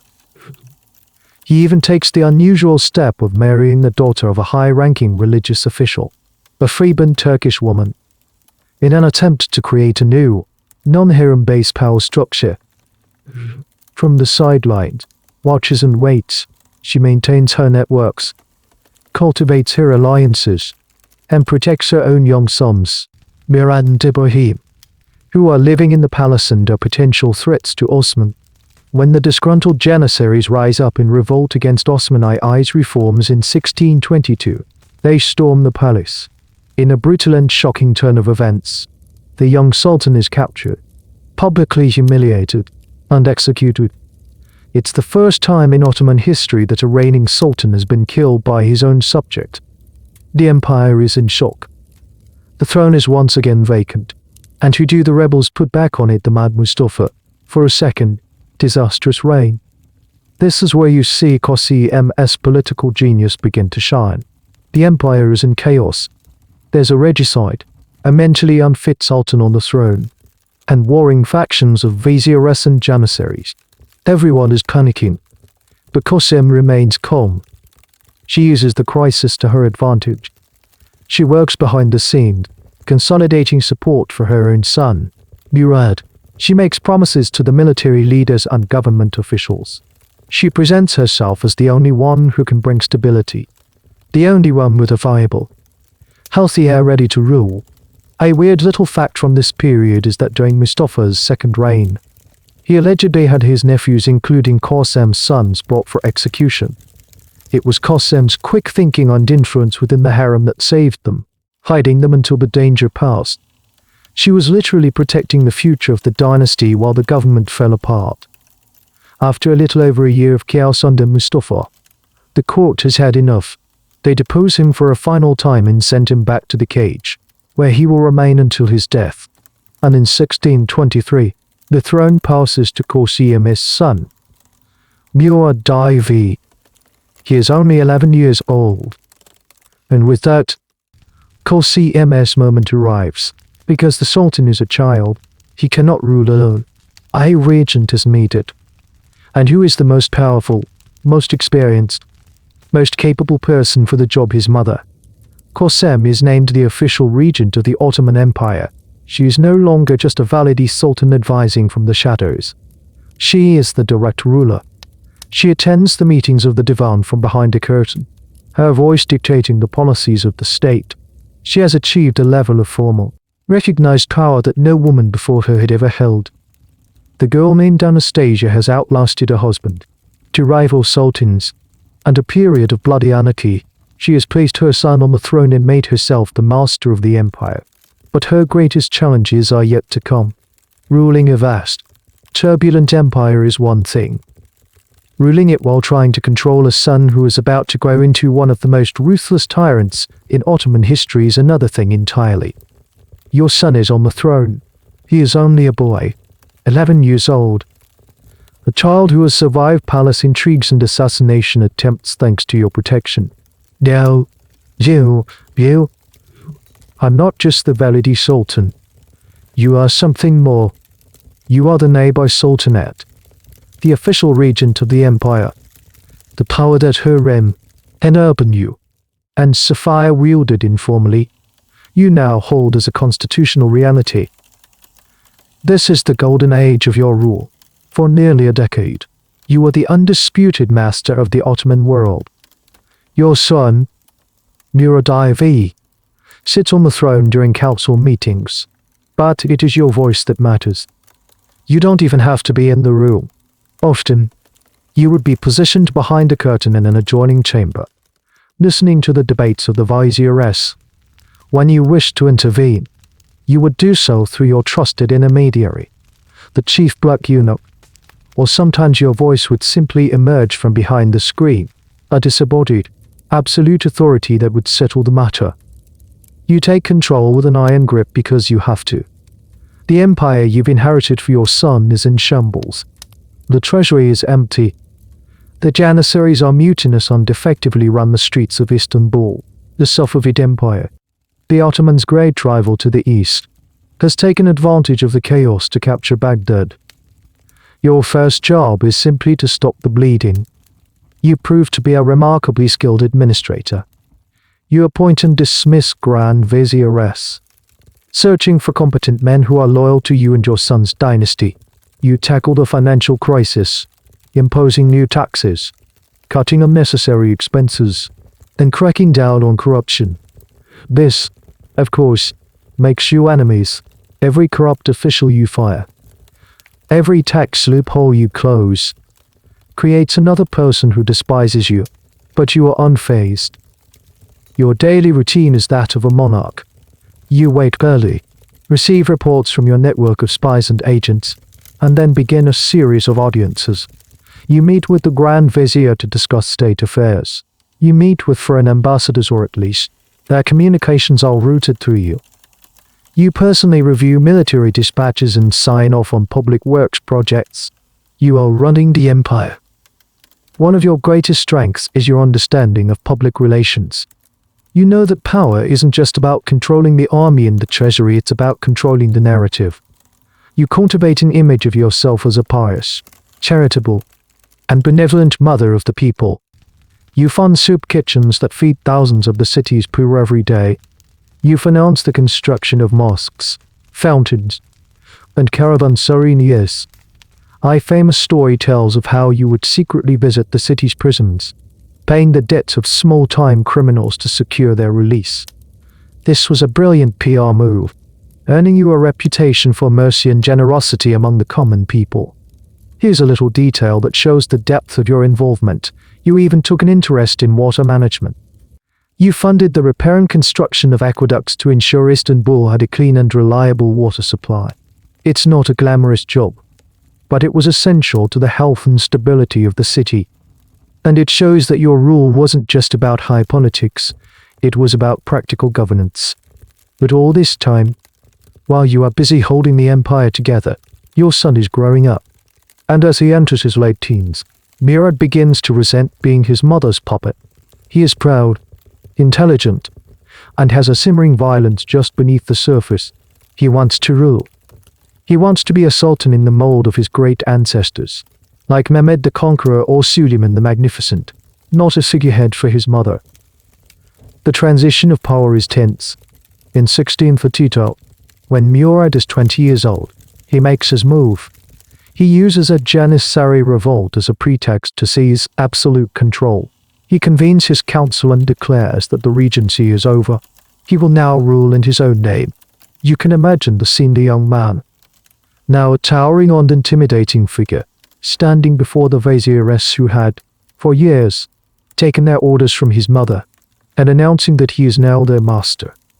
This moment is a huge point of debate for historians. Did you willingly hand over power, recognizing that your son had come of age and that your regency had served its purpose, or were you pushed aside, forced to retreat back into the traditional role of a Validi sultan? The evidence suggests it was more of the latter. You did not simply fade away. You were too ambitious, too accustomed to power for that. You are forced to take a step back from direct rule, but you do not relinquish your influence. You retreat to the Hürrem, but you continue to operate your networks, to advise your son, and, when you disagree with him, to scheme. The relationship between you and Murad now enters a new, more dangerous phase. It is no longer a partnership between regent and child king. It is a struggle for control between two powerful, stubborn, and ruthless adults. You have successfully steered the ship of state through the storm. But now you have a new storm to deal with, one that is brewing in your own son's heart. You taught him how to be powerful, and now you must face the consequences of your own lesson. The regency is over. Your son, Murad IV, has seized the reins of power, and you find yourself in a position you are not used to seconding command.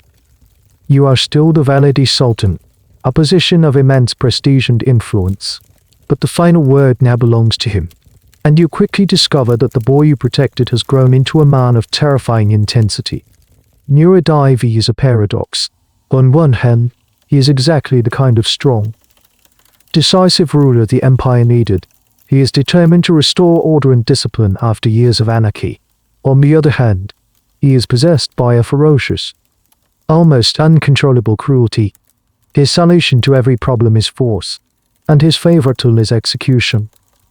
His first target is the corruption and insubordination that festered during your regency.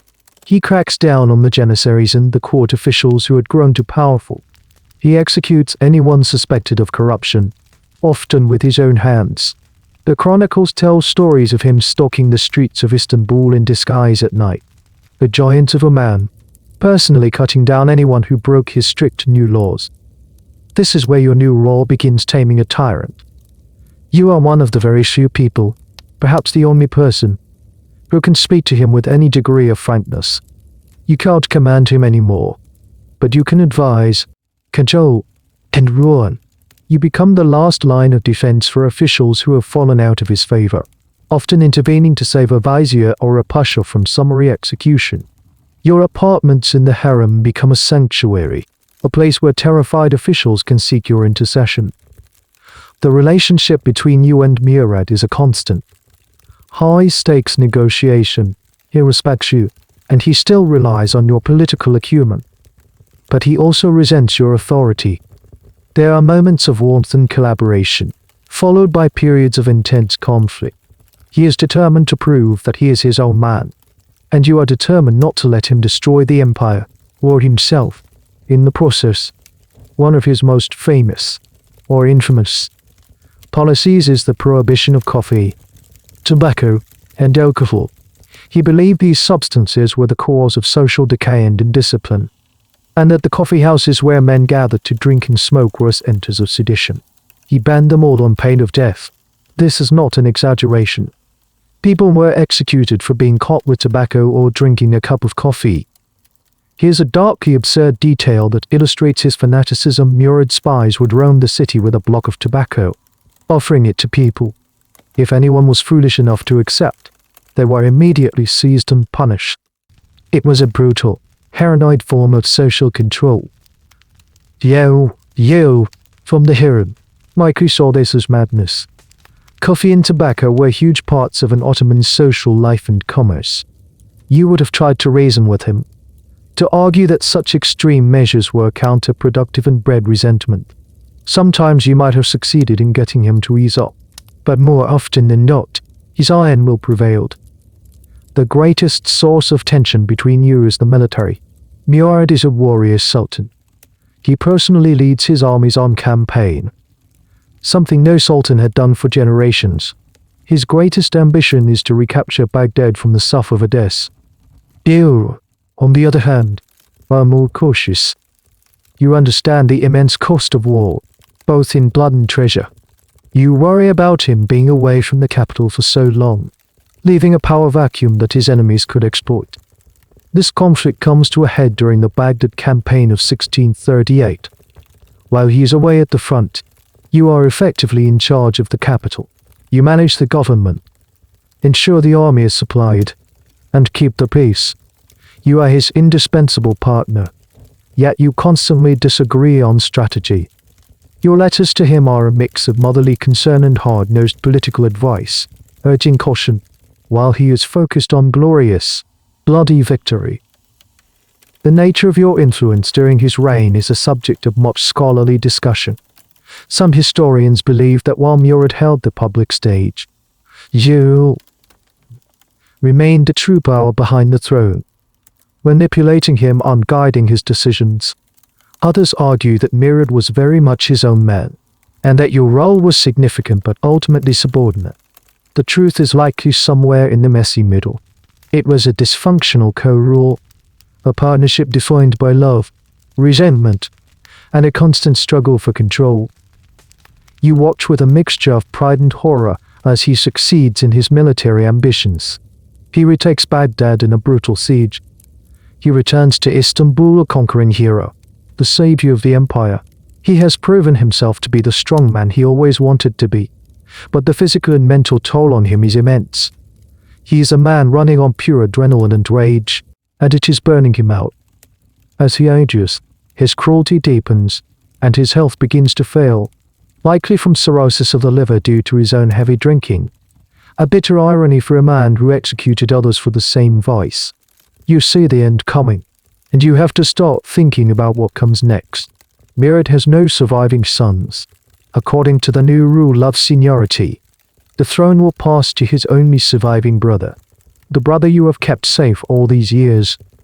The man in the cage, your other son, Ibrahim.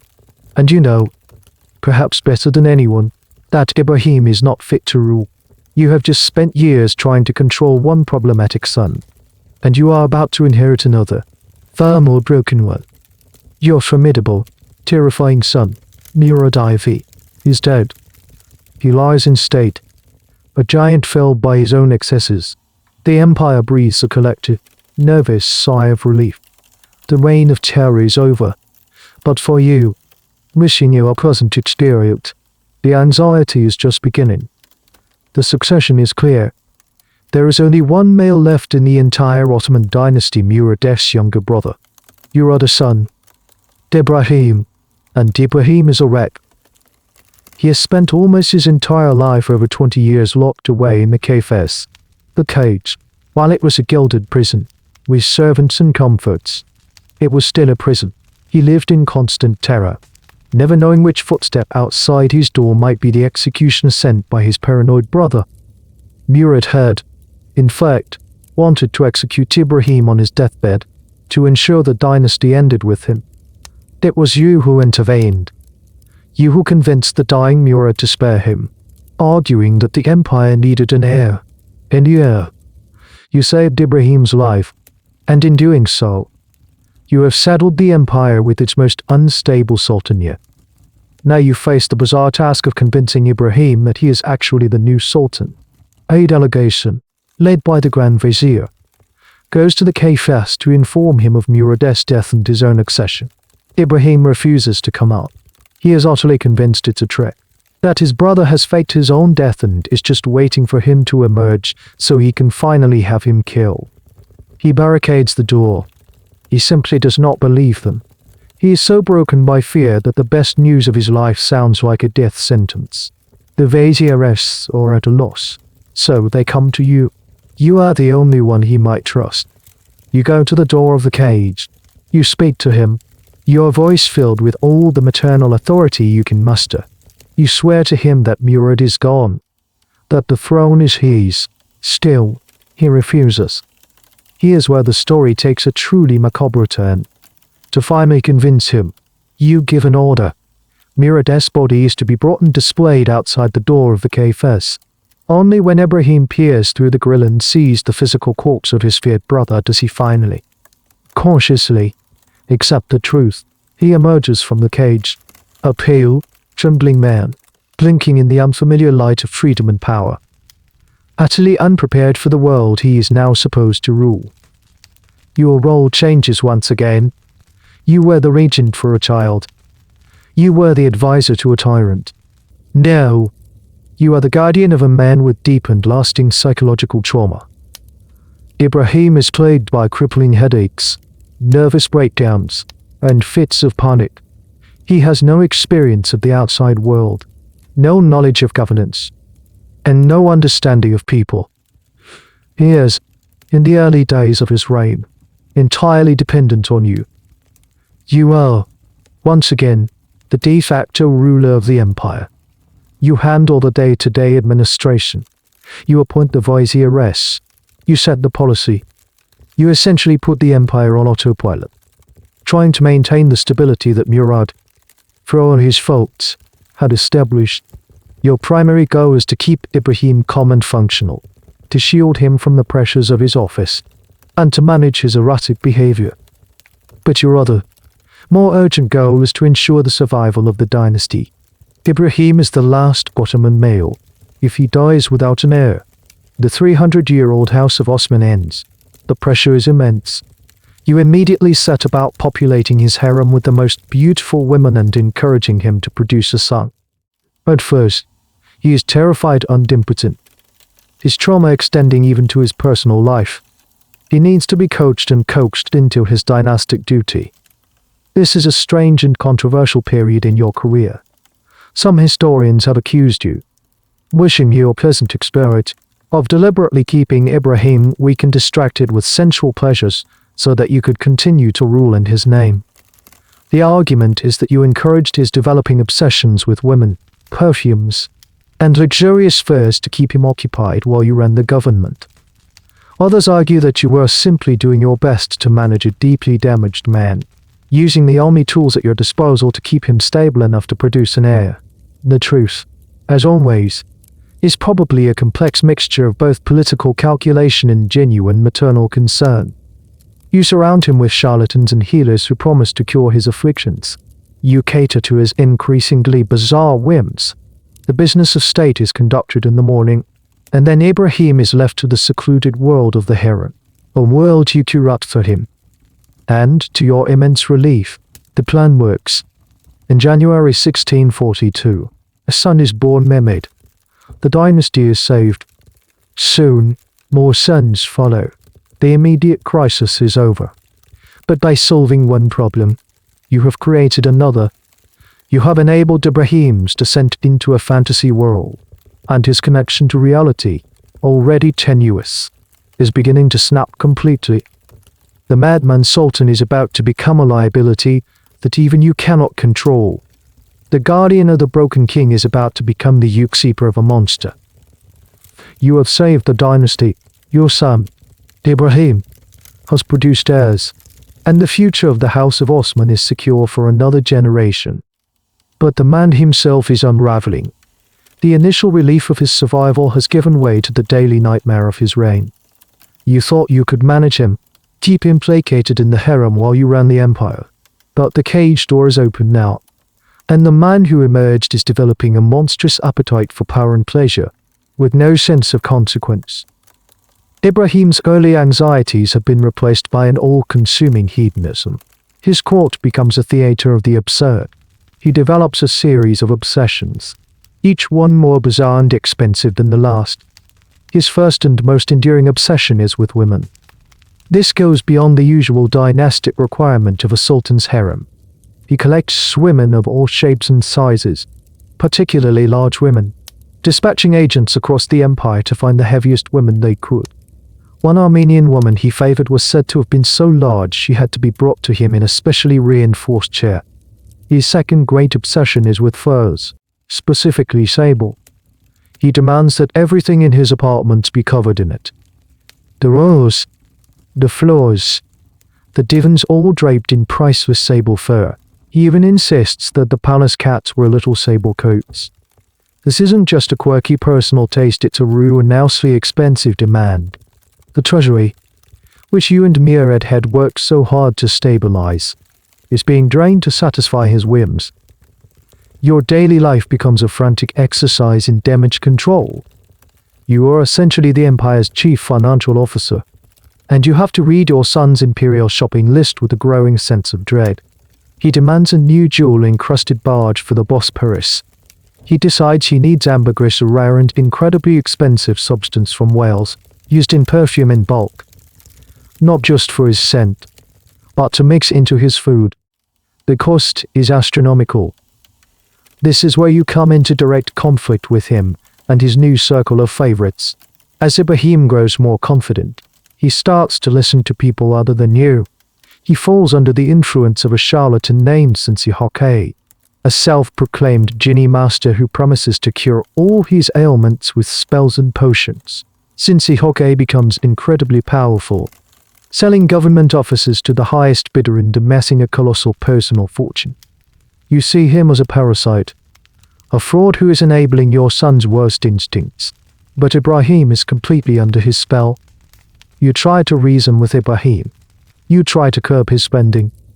You present him with the treasury reports, showing him the river of gold flowing out of the state coffers to pay for his sable-lined rooms and his ever-expanding harem. But he doesn't listen. He is the Sultan. He believes he is entitled to whatever he wants. For the first time, your authority is being seriously challenged, not by a rival politician, but by your own mentally unstable son. Here's a small, telling detail about the atmosphere in the palace. Ibrahim becomes obsessed with the scent of ambergris. He has it burned as incense constantly, and his chefs are ordered to use it in nearly every dish. The entire palace reeks of this strange, musky, sweet scent. You can imagine the cloying, oppressive smell filling the corridors, a constant olfactory reminder of the decadent madness that has gripped the court. The breaking point comes with a story that, even if embellished over the years, captures the horror of his reign. According to several accounts, Ibrahim, in a fit of paranoia or rage, became convinced that some members of his harem were plotting against him or had been unfaithful. He ordered his entire harem, nearly 300 women, to be rounded up. They were bound in weighted sacks and thrown into the Bosporus to drown. This alleged act of mass murder is one of the most shocking events associated with his rule. Now, historians are deeply divided on this story. Did it really happen, or was it a black propaganda tale spread by his enemies to justify the extreme actions they were about to take against him? There is no definitive proof, and some scholars argue it's an exaggeration of a smaller, but still brutal, act of punishment. But the fact that the story was told and believed shows just how far Ibrahim's reputation had fallen. He was no longer seen as a tragic, broken man, but as a dangerous monster. For you, this is the final straw. You have spent your entire life protecting the dynasty, and now, the head of that dynasty is destroying it from within. His spending is bankrupting the state. His erratic behavior has alienated the entire ruling class. His cruelty has made him feared, but not respected. The government is paralyzed. The military is growing restless, and the people are suffering. You are faced with the most agonizing decision of your life. To protect the empire, you may have to destroy your own son. The plotting begins. You have reached the point of no return. Your son, Ibrahim, is a danger to the empire you spent a lifetime building and protecting. His madness is no longer a manageable condition, it's a destructive force. The viziers, the generals, and the religious leaders are all looking to you. Something must be done. And you? are the only one with the authority and the ruthlessness to do it. You are about to orchestrate a coup d'etat against your own child. The conspiracy begins in the quiet, shadowed corners of the Topkapi Palace and in the grand mansions of the powerhouse. You are the central node, the spider at the center of the web. You send your trusted eunuchs with secret messages to the Grand Vizier, Sofu Mehmed Pasha, and to the commanders of the Janissaries. The plan is laid out. Ibrahim must be deposed. The key to any successful coup in Istanbul is the support of two groups, the Janissaries and the Ulema, the body of religious scholars. You work on both. To the Janissaries, you promise stability and the payment of their long overdue salaries, which have been squandered by Ibrahim's extravagances. To the Ulema, led by the Grand Mufti, you present a case based on religious law. You argue that a ruler who is mentally unfit and who violates the principles of Islamic justice is no longer a legitimate caliph. You are not just planning a rebellion, you are building a legal and moral justification for it. The final catalyst is a conflict between you and Ibrahim over the harem itself. Ibrahim, in his paranoia, begins to suspect you of plotting against him. He turns on you, banishing you from the Topkapi Palace to a villa in the countryside. He seizes your vast wealth and threatens your life. This is his fatal mistake. By attacking you directly, he has severed the last thread of loyalty and unleashed the full force of your political machine against him. From your exile, you finalize the plans. In August 1648, the plan is put into motion. The Janissary regiments march on the palace. The Grand Mufti issues a FETVI, a legal ruling, declaring that Ibrahim is unfit to rule and sanctioning his deposition. The conspirators, led by the Grand Vizier, storm the palace. Ibrahim is caught completely by surprise. He panics, hiding in the inner sanctum of the harem. But there is no escape. The soldiers find him. He is dragged out, terrified and pleading. He is forced to abdicate. But what do you do with a deposed sultan? Especially one as volatile as Ibrahim. The plotters have an answer. He is sent back to the one place he knows best, the cage. The conspirators then go to the harem and find Ibrahim's eldest son, your grandson, Mehmed. He is only 6 years old.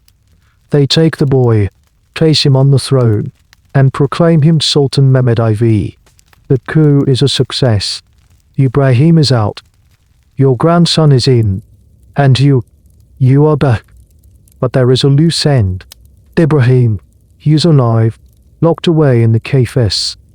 A few hundred feet from the throne room, he is a rallying point for any dissenting factions. He shouts and rages from his prison, his voice echoing through the palace, a constant, unnerving reminder of his existence. The new government is fragile, the Janissaries are fickle, the deposed sultan is a threat. The Grand Vizier and the other leaders of the coup come to a grim conclusion. Ibrahim cannot be allowed to live. They come to you for your consent. This is the moment that will forever define your legacy. Do you sanction the execution of the son you once saved from that very same fate? The accounts of this moment are chilling. You are said to have wept.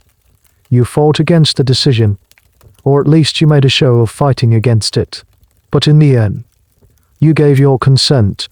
The logic of the state, the preservation of the empire and the security of your young grandson's throne, outweighed a mother's love.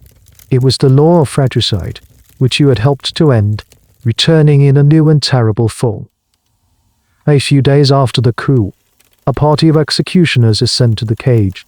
Ibrahim fights back, but he is overwhelmed. He is strangled with a silk bowstring, just as so many of his relatives had been before him.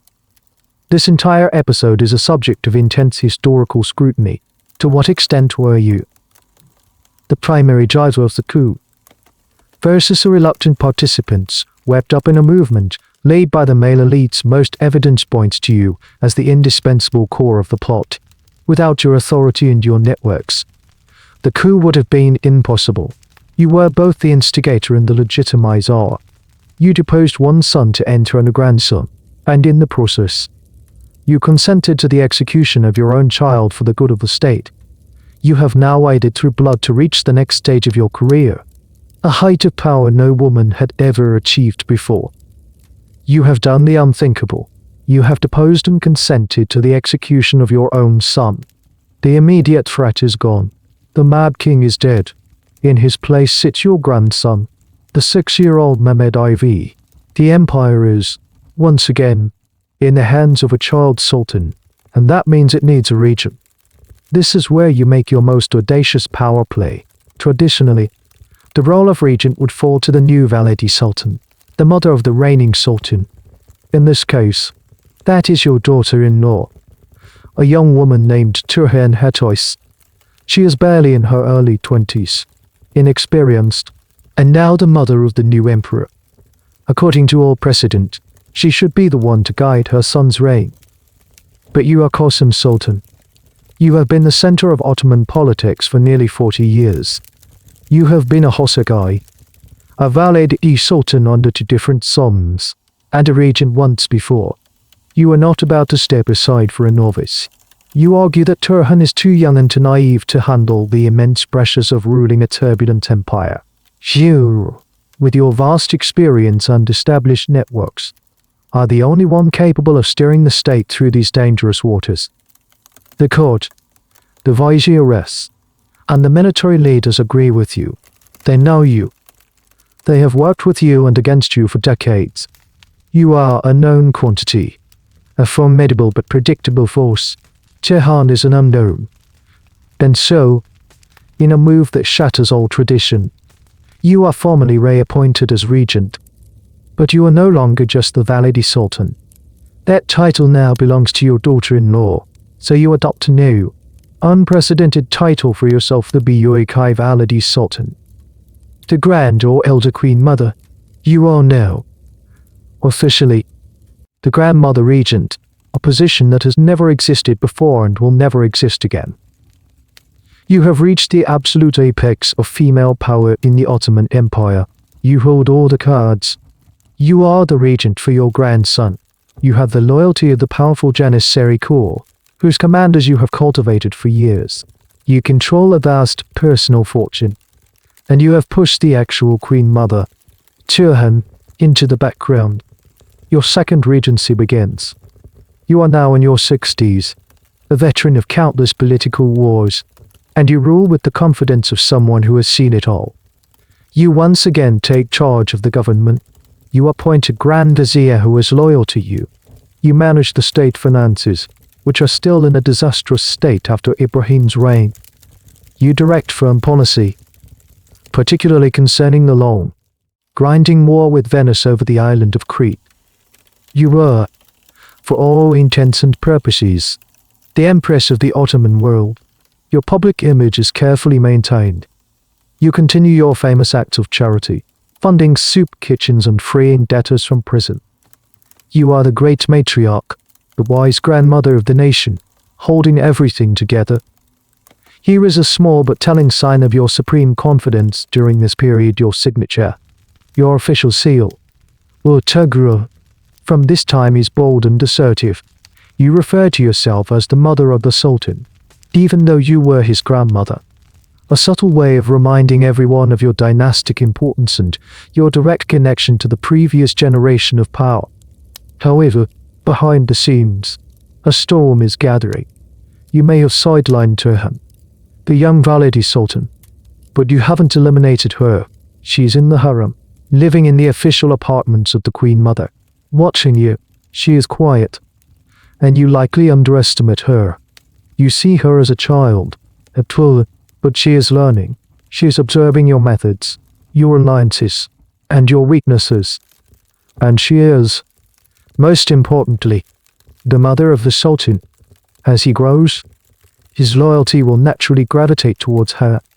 While you are busy running the empire, Turhan is quietly building her own faction within the palace. She finds allies among the court eunuchs who resent your long-standing dominance. She cultivates relationships with peasant officials who feel they have been overlooked by your administration. She is playing the long game, just as you once did against your own rivals. The debate among historians here is fascinating. Was Turhan always an ambitious political player, waiting for her moment, or was she a reluctant actor, pushed into a power struggle by her supporters and a desire to protect her son's authority from his overbearing grandmother. It's hard to say for sure. But what is clear is that a silent and declared war is beginning. You have reached the pinnacle, a height of power no woman has ever attained. But in doing so, you have created an inherently unstable situation. You have two queen mothers in one palace, the official Valide Sultan, Hürrem, and the de facto ruler, the Boykai Valide. You, the Hürrem, and the empire is not big enough for both of you. You have fought off rivals your entire life, other concubines, viziers, generals, even your own sons. But now you face a new kind of opponent, a young, determined mother fighting for her child's legacy. The final act of your incredible life is about to begin, and it will be a battle to the death. You are the Grand Valide, the undisputed regent, the elder stateswoman of the empire. You've weathered every storm, defeated every rival. But now, a new one is emerging from within your own domain. Your daughter-in-law, Kösem Sultan, the mother of the young Sultan Mehmed IV, is no longer the timid, inexperienced girl you pushed aside. She is coming into her own. A new competitor has entered the arena. At first, you barely notice her. You are busy with the colossal task of governing. The war with Venice over Crete is dragging on, draining the treasury. The Janissaries are perpetually restless, demanding more pay and greater privileges. The court is a snake pit of competing factions. You are juggling a dozen crises at once. In your eyes, Turhan is just another domestic concern, a minor player to be managed. But Turhan is smarter than you give her credit for. She has one weapon that you cannot counter. She is the Sultan's mother. As your grandson grows, he spends more time with her. She is the one who tucks him in at night, who tells him stories, who listens to his childhood fears and dreams. She is building a bond of love and loyalty that your political authority cannot match. Turhan begins to build her power base, not by confronting you directly, but by working in the shadows, just as you once did. Her chief ally is her head eunuch, her Kazila or I guess. Together, they start to create a network within the palace that is loyal to her, not to you. They identify officials and military officers who are resentful of your long reign and your close ties to the old guard of the Janissary Corps. They offer them a future, a path to power under a new regime, Turhan's regime. You start to feel the ground shifting beneath you. A Grand Vizier you appointed is dismissed without your full approval. A policy you advocated for is subtly undermined in the council. You find that some of your orders are being carried out slowly, or not at all.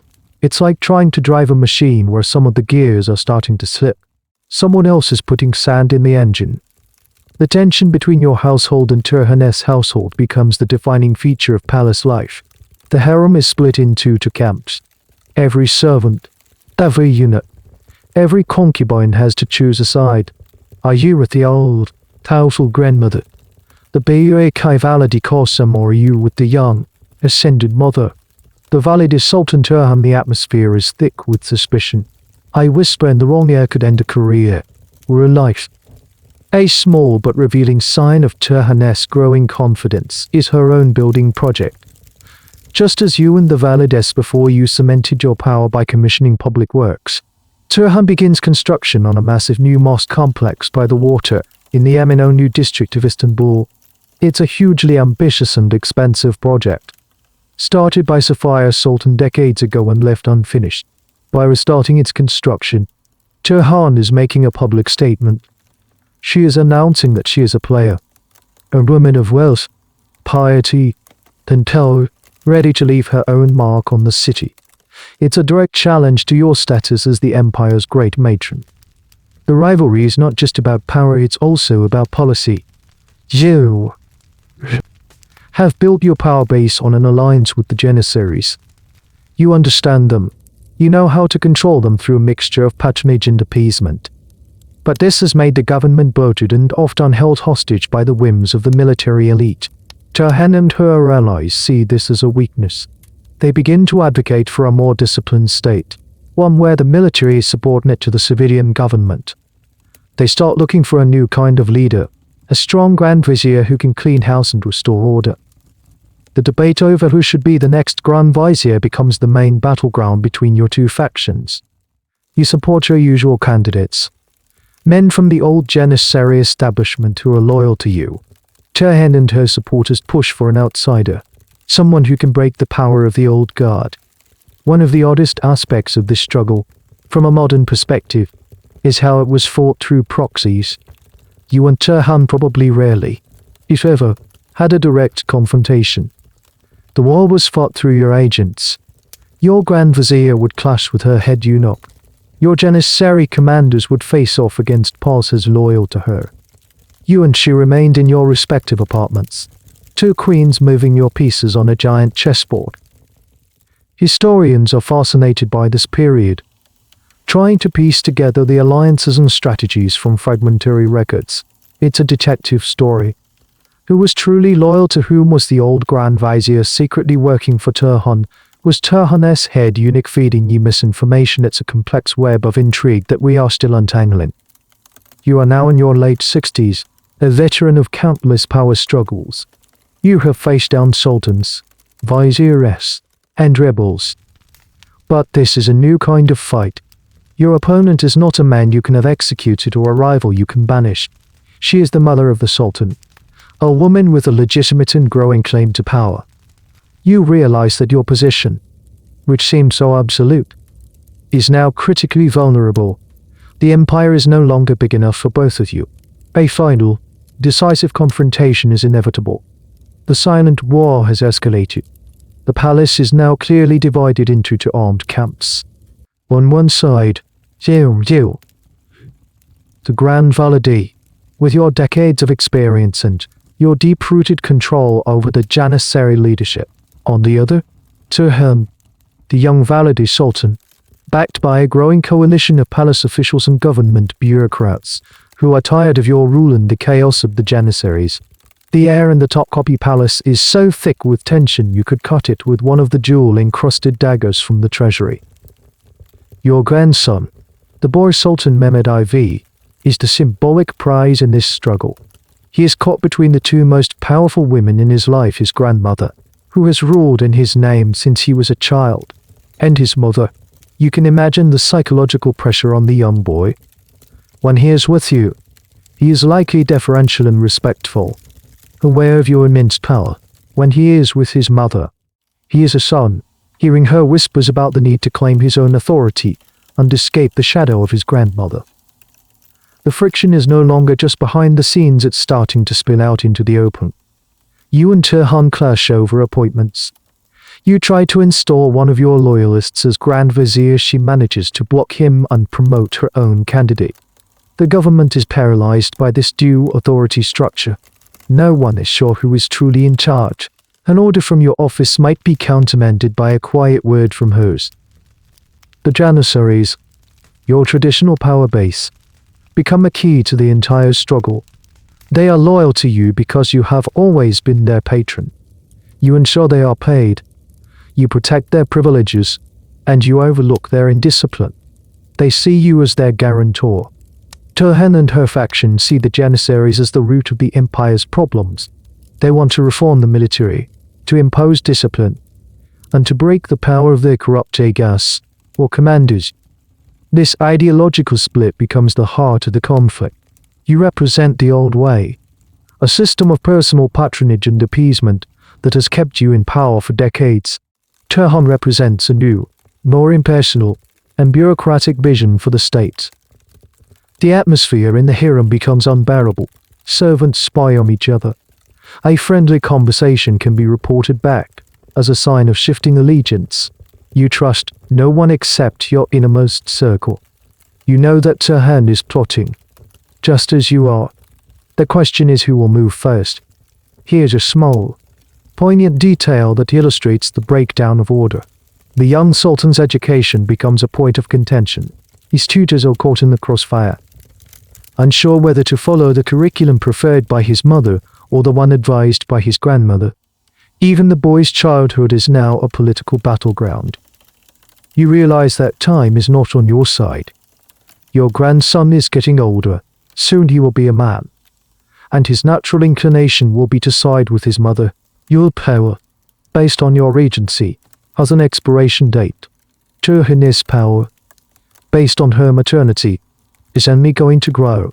You have one last, powerful card to play your control over the Janissaries, and you decide that to secure your future, you must make a truly radical move. The plan you devise is your most ruthless yet. It's not enough to simply eliminate Turhan. That might turn your grandson against you forever. You decide you need to remove them both from the equation.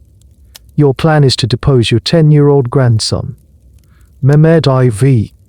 In his place, you will install another young prince, his half-brother, Suleiman. This prince's mother was a woman you could easily control, or one who was already dead. Historians debate the specifics. By deposing Mehmed IV, you would automatically strip Turhan of her title and power as Valide Sultan.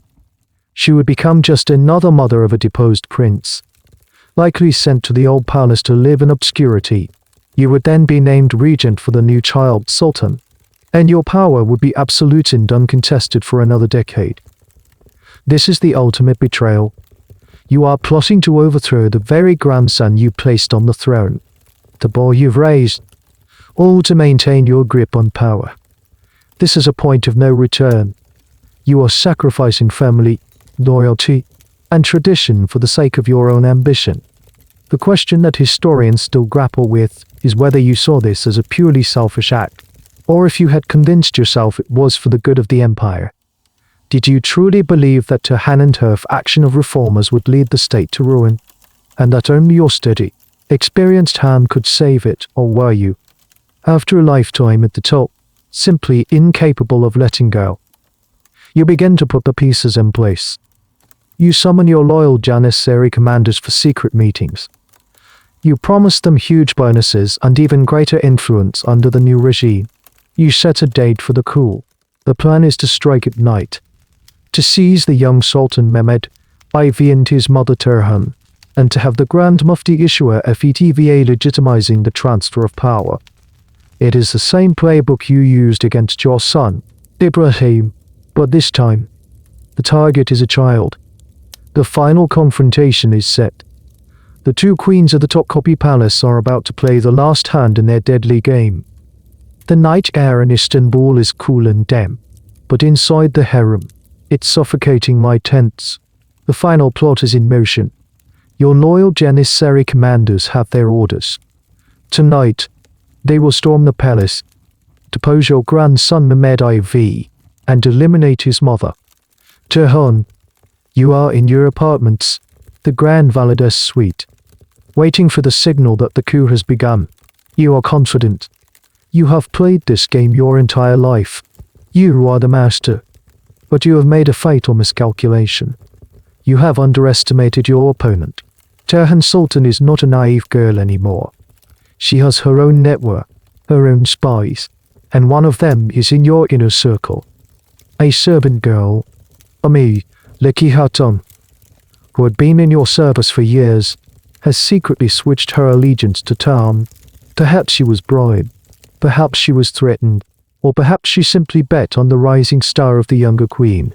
Whatever her motive, she has been listening to your secret meetings. She knows the entire plan, the timing, the targets, the names of the conspirators. On the night the coup is supposed to happen, this servant girl slips away from your chambers. She runs through the dark, labyrinthine corridors of the harem to Turhan's apartments. She bursts in and reveals everything. Your plot to kill Turhan and depose her son, the Janissaries who are, at this very moment, preparing to move. Turhan is faced with a terrifying choice. She can't try to flee, to hide, or she can fight back. She chooses to fight. Her own chief eunuch, Suleiman Aga, immediately mobilizes their faction.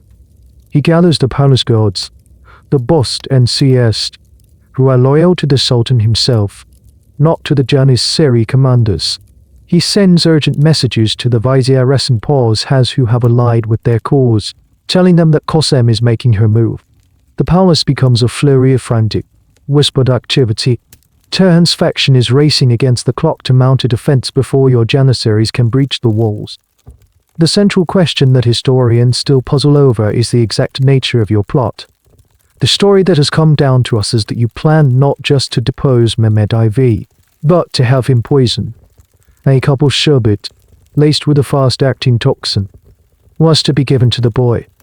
This would clear the way for his younger half-brother to take the throne with no living, legitimate rival. This accusation of planned child poisoning is the most damning of your career. Is it true? It's almost impossible to know for certain. The account comes to us from sources loyal to Turhan, so it could be propaganda, a way to justify the extreme measures they took against you. Killing Turhan and deposing the Sultan is one thing, poisoning a child is another level of monstrousness entirely. Whether you actually plan to kill your grandson or merely imprison him in the cage, the accusation itself was enough to seal your fate. Turhan and her allies use this information brilliantly. They don't just defend the palace, they go on the offensive. They spread the word among the palace staff and the loyalist troops the Grand Validi is trying to poison the Padishah. This transforms the situation from a political coup into a defense of a sacred life. The soldiers are no longer just fighting for a political faction, they are fighting to save their boy king from his own murderous grandmother. As you wait in your apartments, you begin to realize something has gone wrong. The signal you were expecting from your janissaries doesn't come. Instead, you hear the sounds of fighting within the palace walls. Not the organized assault you planned, but chaotic skirmishes. The palace guards, loyal to Turhan, are clashing with the advanced elements of your janissary forces. The element of surprise is lost. The palace is on high alert. The doors to the harem are barred and heavily guarded by men loyal to Turhan. Your coup has failed before it even began. You are trapped. The hunter has become the hunted. You, the great Kösem Sultan, who has ruled the empire for the better part of 40 years, are now a prisoner in your own rooms. The palace you commanded is now a fortress. And its walls are meant to keep you in, not to keep others out. You can hear the shouts and the clang of steel echoing through the courtyards. The sounds are getting closer. The final hours of your life will be spent in a desperate, frantic attempt to escape. You know what's coming. You have given the order for executions many times yourself. You know that a failed plotter does not get a second chance. The intricate web of power you spent a lifetime weaving has just been torn apart. And now, the woman you dismissed as a child is coming for you. The sounds of fighting are no longer distant. They're right outside your door. The men loyal to Turhan have won. They control the palace. Your janissary allies are either defeated, have fled, or have switched sides to save their own skins. The coup has spectacularly failed. And now, they are coming for you. You are no longer the Beyoy Kaiva Lady Sultan. You are a traitor, a cornered animal. Panic sets in. Who have faced down armies and assassins with icy calm, are now scrambling for your life. You grab a box of your most precious jewels and, with a few loyal attendants, you try to flee. But where can you go? Every exit is sealed. You decide to hide. You know the palace better than anyone. You know its secret passages, its hidden corners. You and your attendants make your way to a small, concealed cabinet in one of the harem's many rooms, a space so insignificant you hope no one will think to look there. You squeeze inside, pulling a heavy carpet over the opening, plunging yourself into darkness. You sit there, in the cramped, suffocating space, listening. The palace is being systematically searched. You can hear the heavy footsteps of the palace guards, the Boston CS, and the eunuchs loyal to Turhan. They are going room by room, their voices calling out your name. You can hear the sounds of furniture being overturned, of chests being thrown open. They are ransacking the harem, looking for you. You huddle in the darkness, your heart pounding against your ribs. This is the ultimate humiliation. You, the regent of the empire, reduced to hiding in a cupboard like a frightened child. You can hear the search party enter the very room where you are hidden. You hold your breath, praying they will overlook this small, insignificant space. But then, You hear a voice. One of the searchers notices a piece of your brocaded silk robe caught in the door of the cabinet. A small, careless mistake that will cost you your life. She's in here, the voice shouts. The cabinet door is ripped open. Light floods in, blinding you for a moment. You are dragged out into the room. You are surrounded by hostile faces, men who, just hours before, would not have dared to even look you in the eye. They are rough with you. They tear the box of jewels from your hands. What happens next is a scene of raw, brutal chaos. An event so shocking it has been debated by historians for centuries. You are not given the dignity of a quiet, formal execution. No silk bowstring in a private chamber. You are set upon by the mob. The accounts say they tore the clothes from your body. They pulled the rings from your fingers, even tearing your earlobes to get your earrings. You, the wealthiest woman in the empire, are being stripped bare by low-ranking soldiers and servants. You fight back. You are in your late 60s, but you are still a force of nature. You scratch. You bite. You curse them. But you are overwhelmed. The exact method of your death is grimly disputed. Some sources say you were strangled with a curtain cord. Others claim you were strangled with your own hair. A particularly gruesome account suggests you were suffocated, with hands clamped over your mouth and nose. The historical consensus leans towards strangulation, but the sheer brutality and indignity of the act are what stand out. You are killed not by a professional executioner carrying out a state sentence, but by a frenzied mob of your political enemies. It is a messy, savage, and deeply personal end. Your body is left on the floor of the harem, a place you had ruled like a queen for nearly half a century. Later, it is wrapped unceremoniously in a simple mat and carried out of the palace. There is no grand funeral procession for the Boa Valide.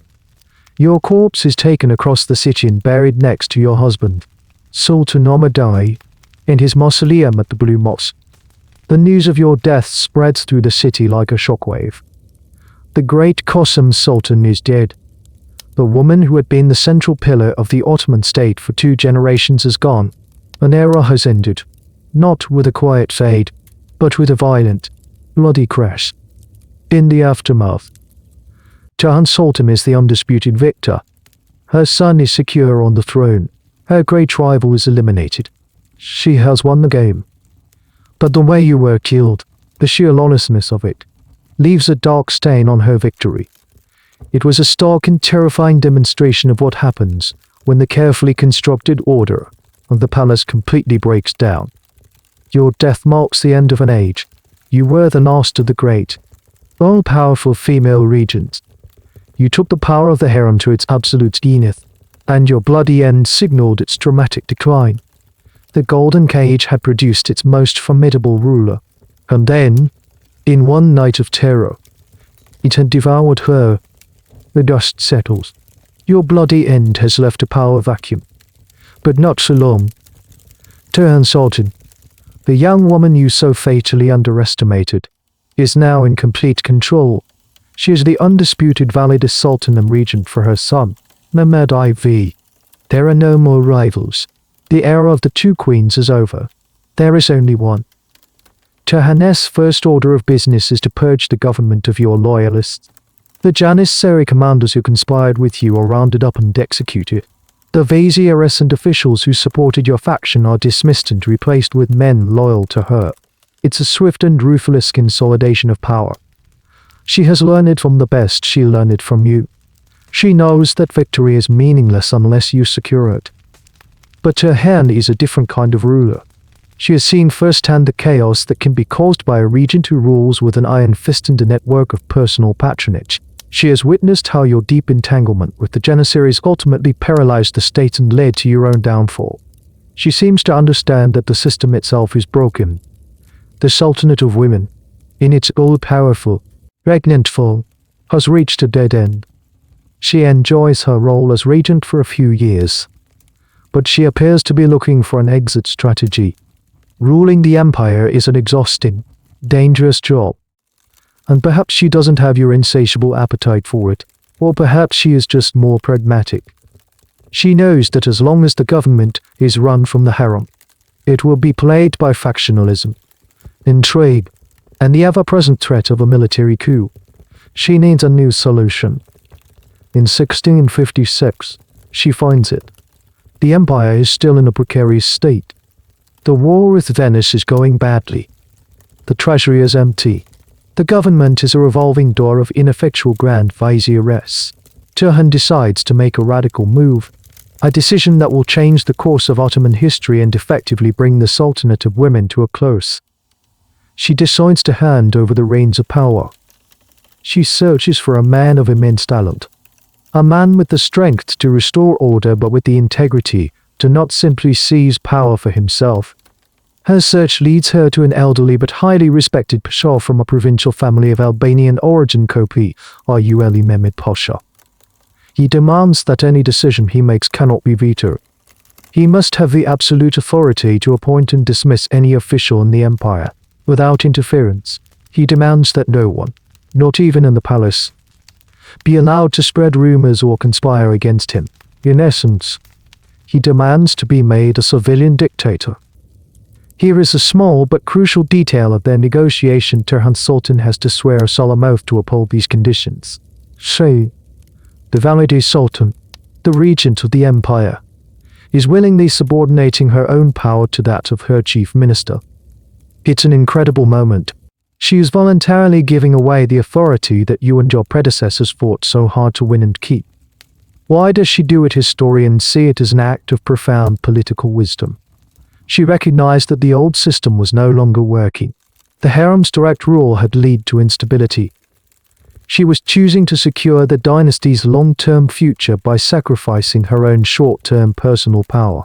She would retreat to the more traditional role of a Valide Sultan, an influential advisor, a figure of immense prestige, the head of the harem, but she would leave the day-to-day business of governing to a professional. Topkapi Mehmed Pasha accepts the office on his terms, and with that, the Topkapi era begins. He becomes one of the most effective Grand Vizieres in Ottoman history.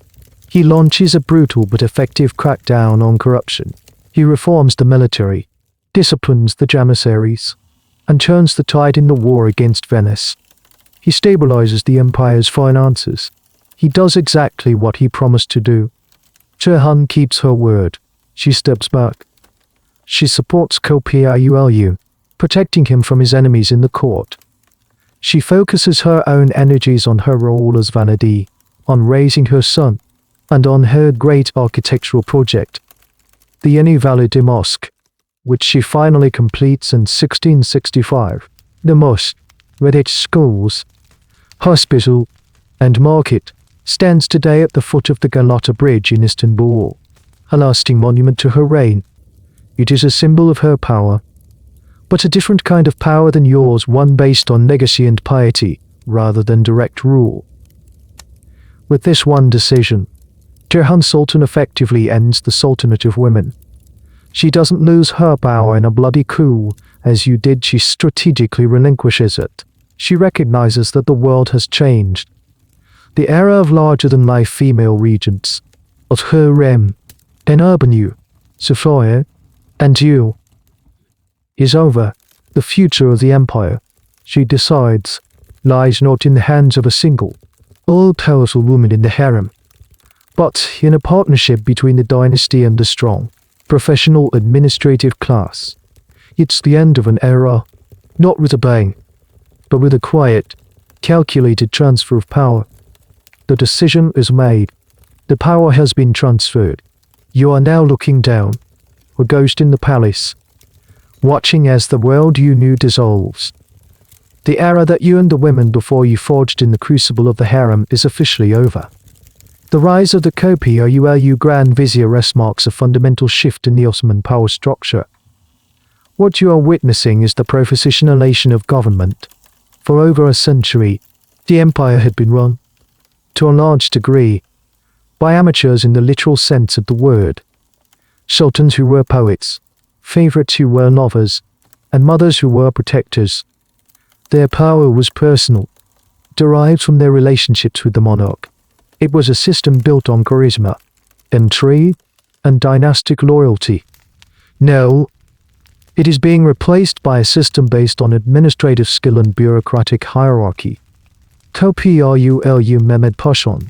After him, his even more brilliant son, Kösem Sultan Pasha, establish a kind of dynasty of their own, a dynasty of chief ministers. They hold the office of Grand Vizier for decades, passing it from father to son, providing a stability that the palace had been unable to achieve.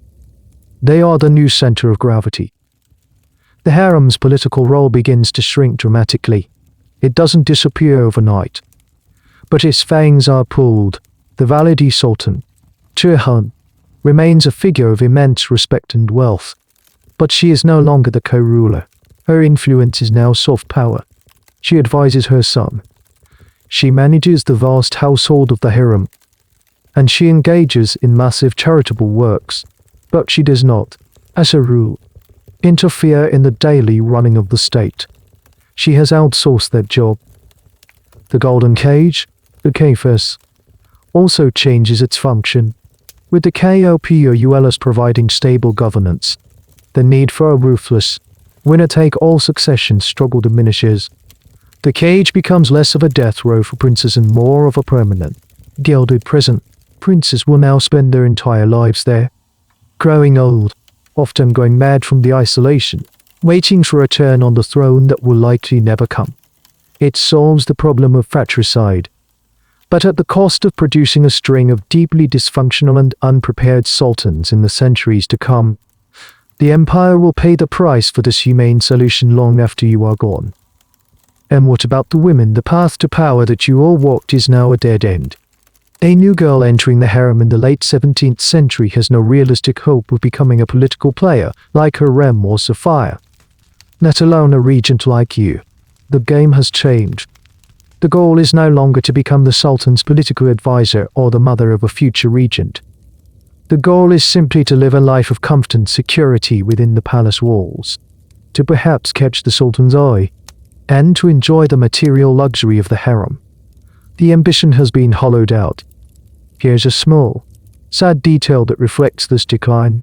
In the 18th and 19th centuries, the harem becomes a subject of intense, often lurid, fascination for Western artists and writers. They paint fantastical scenes of decadent, indolent women lounging by pools, their lives imagined as nothing more than sensual idleness. This Oriental's fantasy was, of course, a gross distortion, but it contained a kernel of truth. The harem had lost its political purpose. It had devolved from a center of power into something closer to the Western fantasy of it, a place of confinement and pleasure. Its residents largely cut off from the real business of the empire. Historians today continue to debate the legacy of your era. Was the Sultanate of women a period of decline, where unqualified women meddled in state affairs and weakened the empire? As older, male-centric histories claimed, or was it a period where, in the absence of strong male rulers, a series of remarkably capable women stepped into the breach and held the empire together through sheer force of will and political genius? The modern consensus leans more towards the latter. You and your predecessors were not a symptom of decline, you were the response to it. You provided continuity and strategic direction when the sultans themselves were often children, incompetents, or tyrants. You ran the empire from a prison, using the only tools available to you. But the system you mastered was inherently unstable. It relied on personality and intrigue, and it ultimately collapsed under the weight of its own contradictions, culminating in your own violent death. The rise of the Köpüs was a direct reaction to the perceived chaos of your era.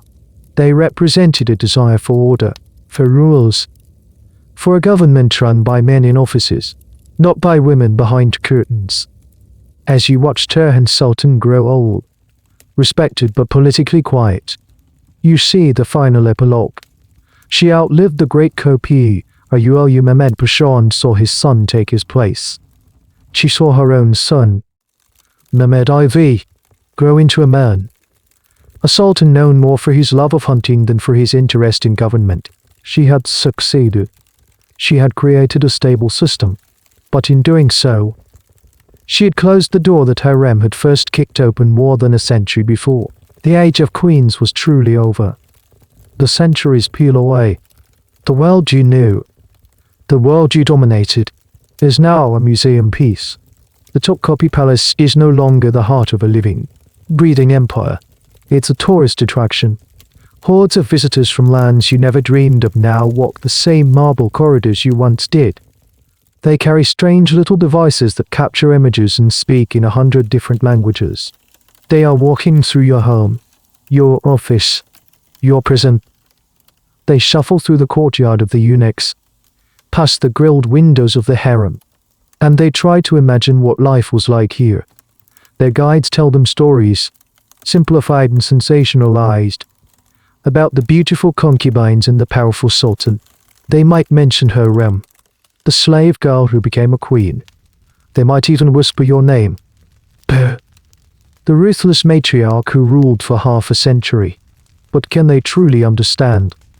Can they feel the suffocating weight of the rules you had to learn on your first day? Can they imagine the thrill and terror of walking the golden road? Can they comprehend the silent, deadly chess game played between a mother-in-law and a daughter-in-law? A game where the prize was an empire? Probably not. For them, it's just history. A fascinating story to listen to before they go for lunch. But what did you all really leave behind? What is the ultimate legacy of the Sultanate of Women? On one hand, there is the architecture. The magnificent mosque complexes built by Hürrem and Nurbanu and Turhan still dominate the Istanbul skyline. They are monuments of stone and tile, enduring testaments to the power and piety of these women. They provided social services, food, education, healthcare that bound the dynasty to the people. This is a tangible legacy, one you can touch and see. On the other hand, there is the political legacy, which is far more complex and controversial. You and your predecessors are often blamed for the decline of the Sultan's personal authority. By stepping into rule for weak or young sultans, you inadvertently accustomed the state to a system where the monarch was not the primary executive. You created a space for others, first the Valide sultans, then the Grand Vizier rest to wield the real power. In a way, your strength highlighted the weakness of the men you served. And here is the great, lingering question that historians will never fully answer. What could you have become in a different world? What if Hürrem's intelligence had been applied not just to palace intrigue, but to open statesmanship? What if Safiye's diplomatic skills had been honed in an ambassador's court instead of through secret letters? What if your administrative genius had been allowed to run a government ministry instead of a harem? You were all women of extraordinary talent, forced to operate in a system designed by men. For men, a system that sought to control and contain you. You didn't just survive in the golden cage, you redecorated it, rewired it, and turned it into a command center. You took the limitations placed upon you and turned them into sources of strength. Your seclusion gave you an aura of mystery and untouchable authority. Your role as mothers gave you an unparalleled influence over the future of the dynasty. The Sultanate of Women was a unique, unrepeatable phenomenon. It was born from a specific set of circumstances, a series of reclusive or incompetent male rulers. The end of the princely governorships which kept heirs and their mothers away from the capital, and the sheer force of personality of a few remarkable women. When those circumstances changed, the phenomenon ended. Your story is not a simple morality play. There are no pure heroes or villains. Hürrem was a loving wife who was also a ruthless political operator. Safiye was a cultured diplomat who was also staggeringly greedy. You were a benevolent public benefactor who was also a cold-blooded conspirator, willing to sacrifice your own children for power. You were all complex, brilliant, and deeply flawed human beings, navigating a brutal system as best you could. As you look one last time at the throngs of tourists, you might feel a sense of vindication. They may not understand the details, but they are here because of you. Your lives were so dramatic, your ambition so immense, that you carved a story into the stone of this palace that time cannot erase. The golden cage is now empty. The whispers have faded, but the echo of your power remains.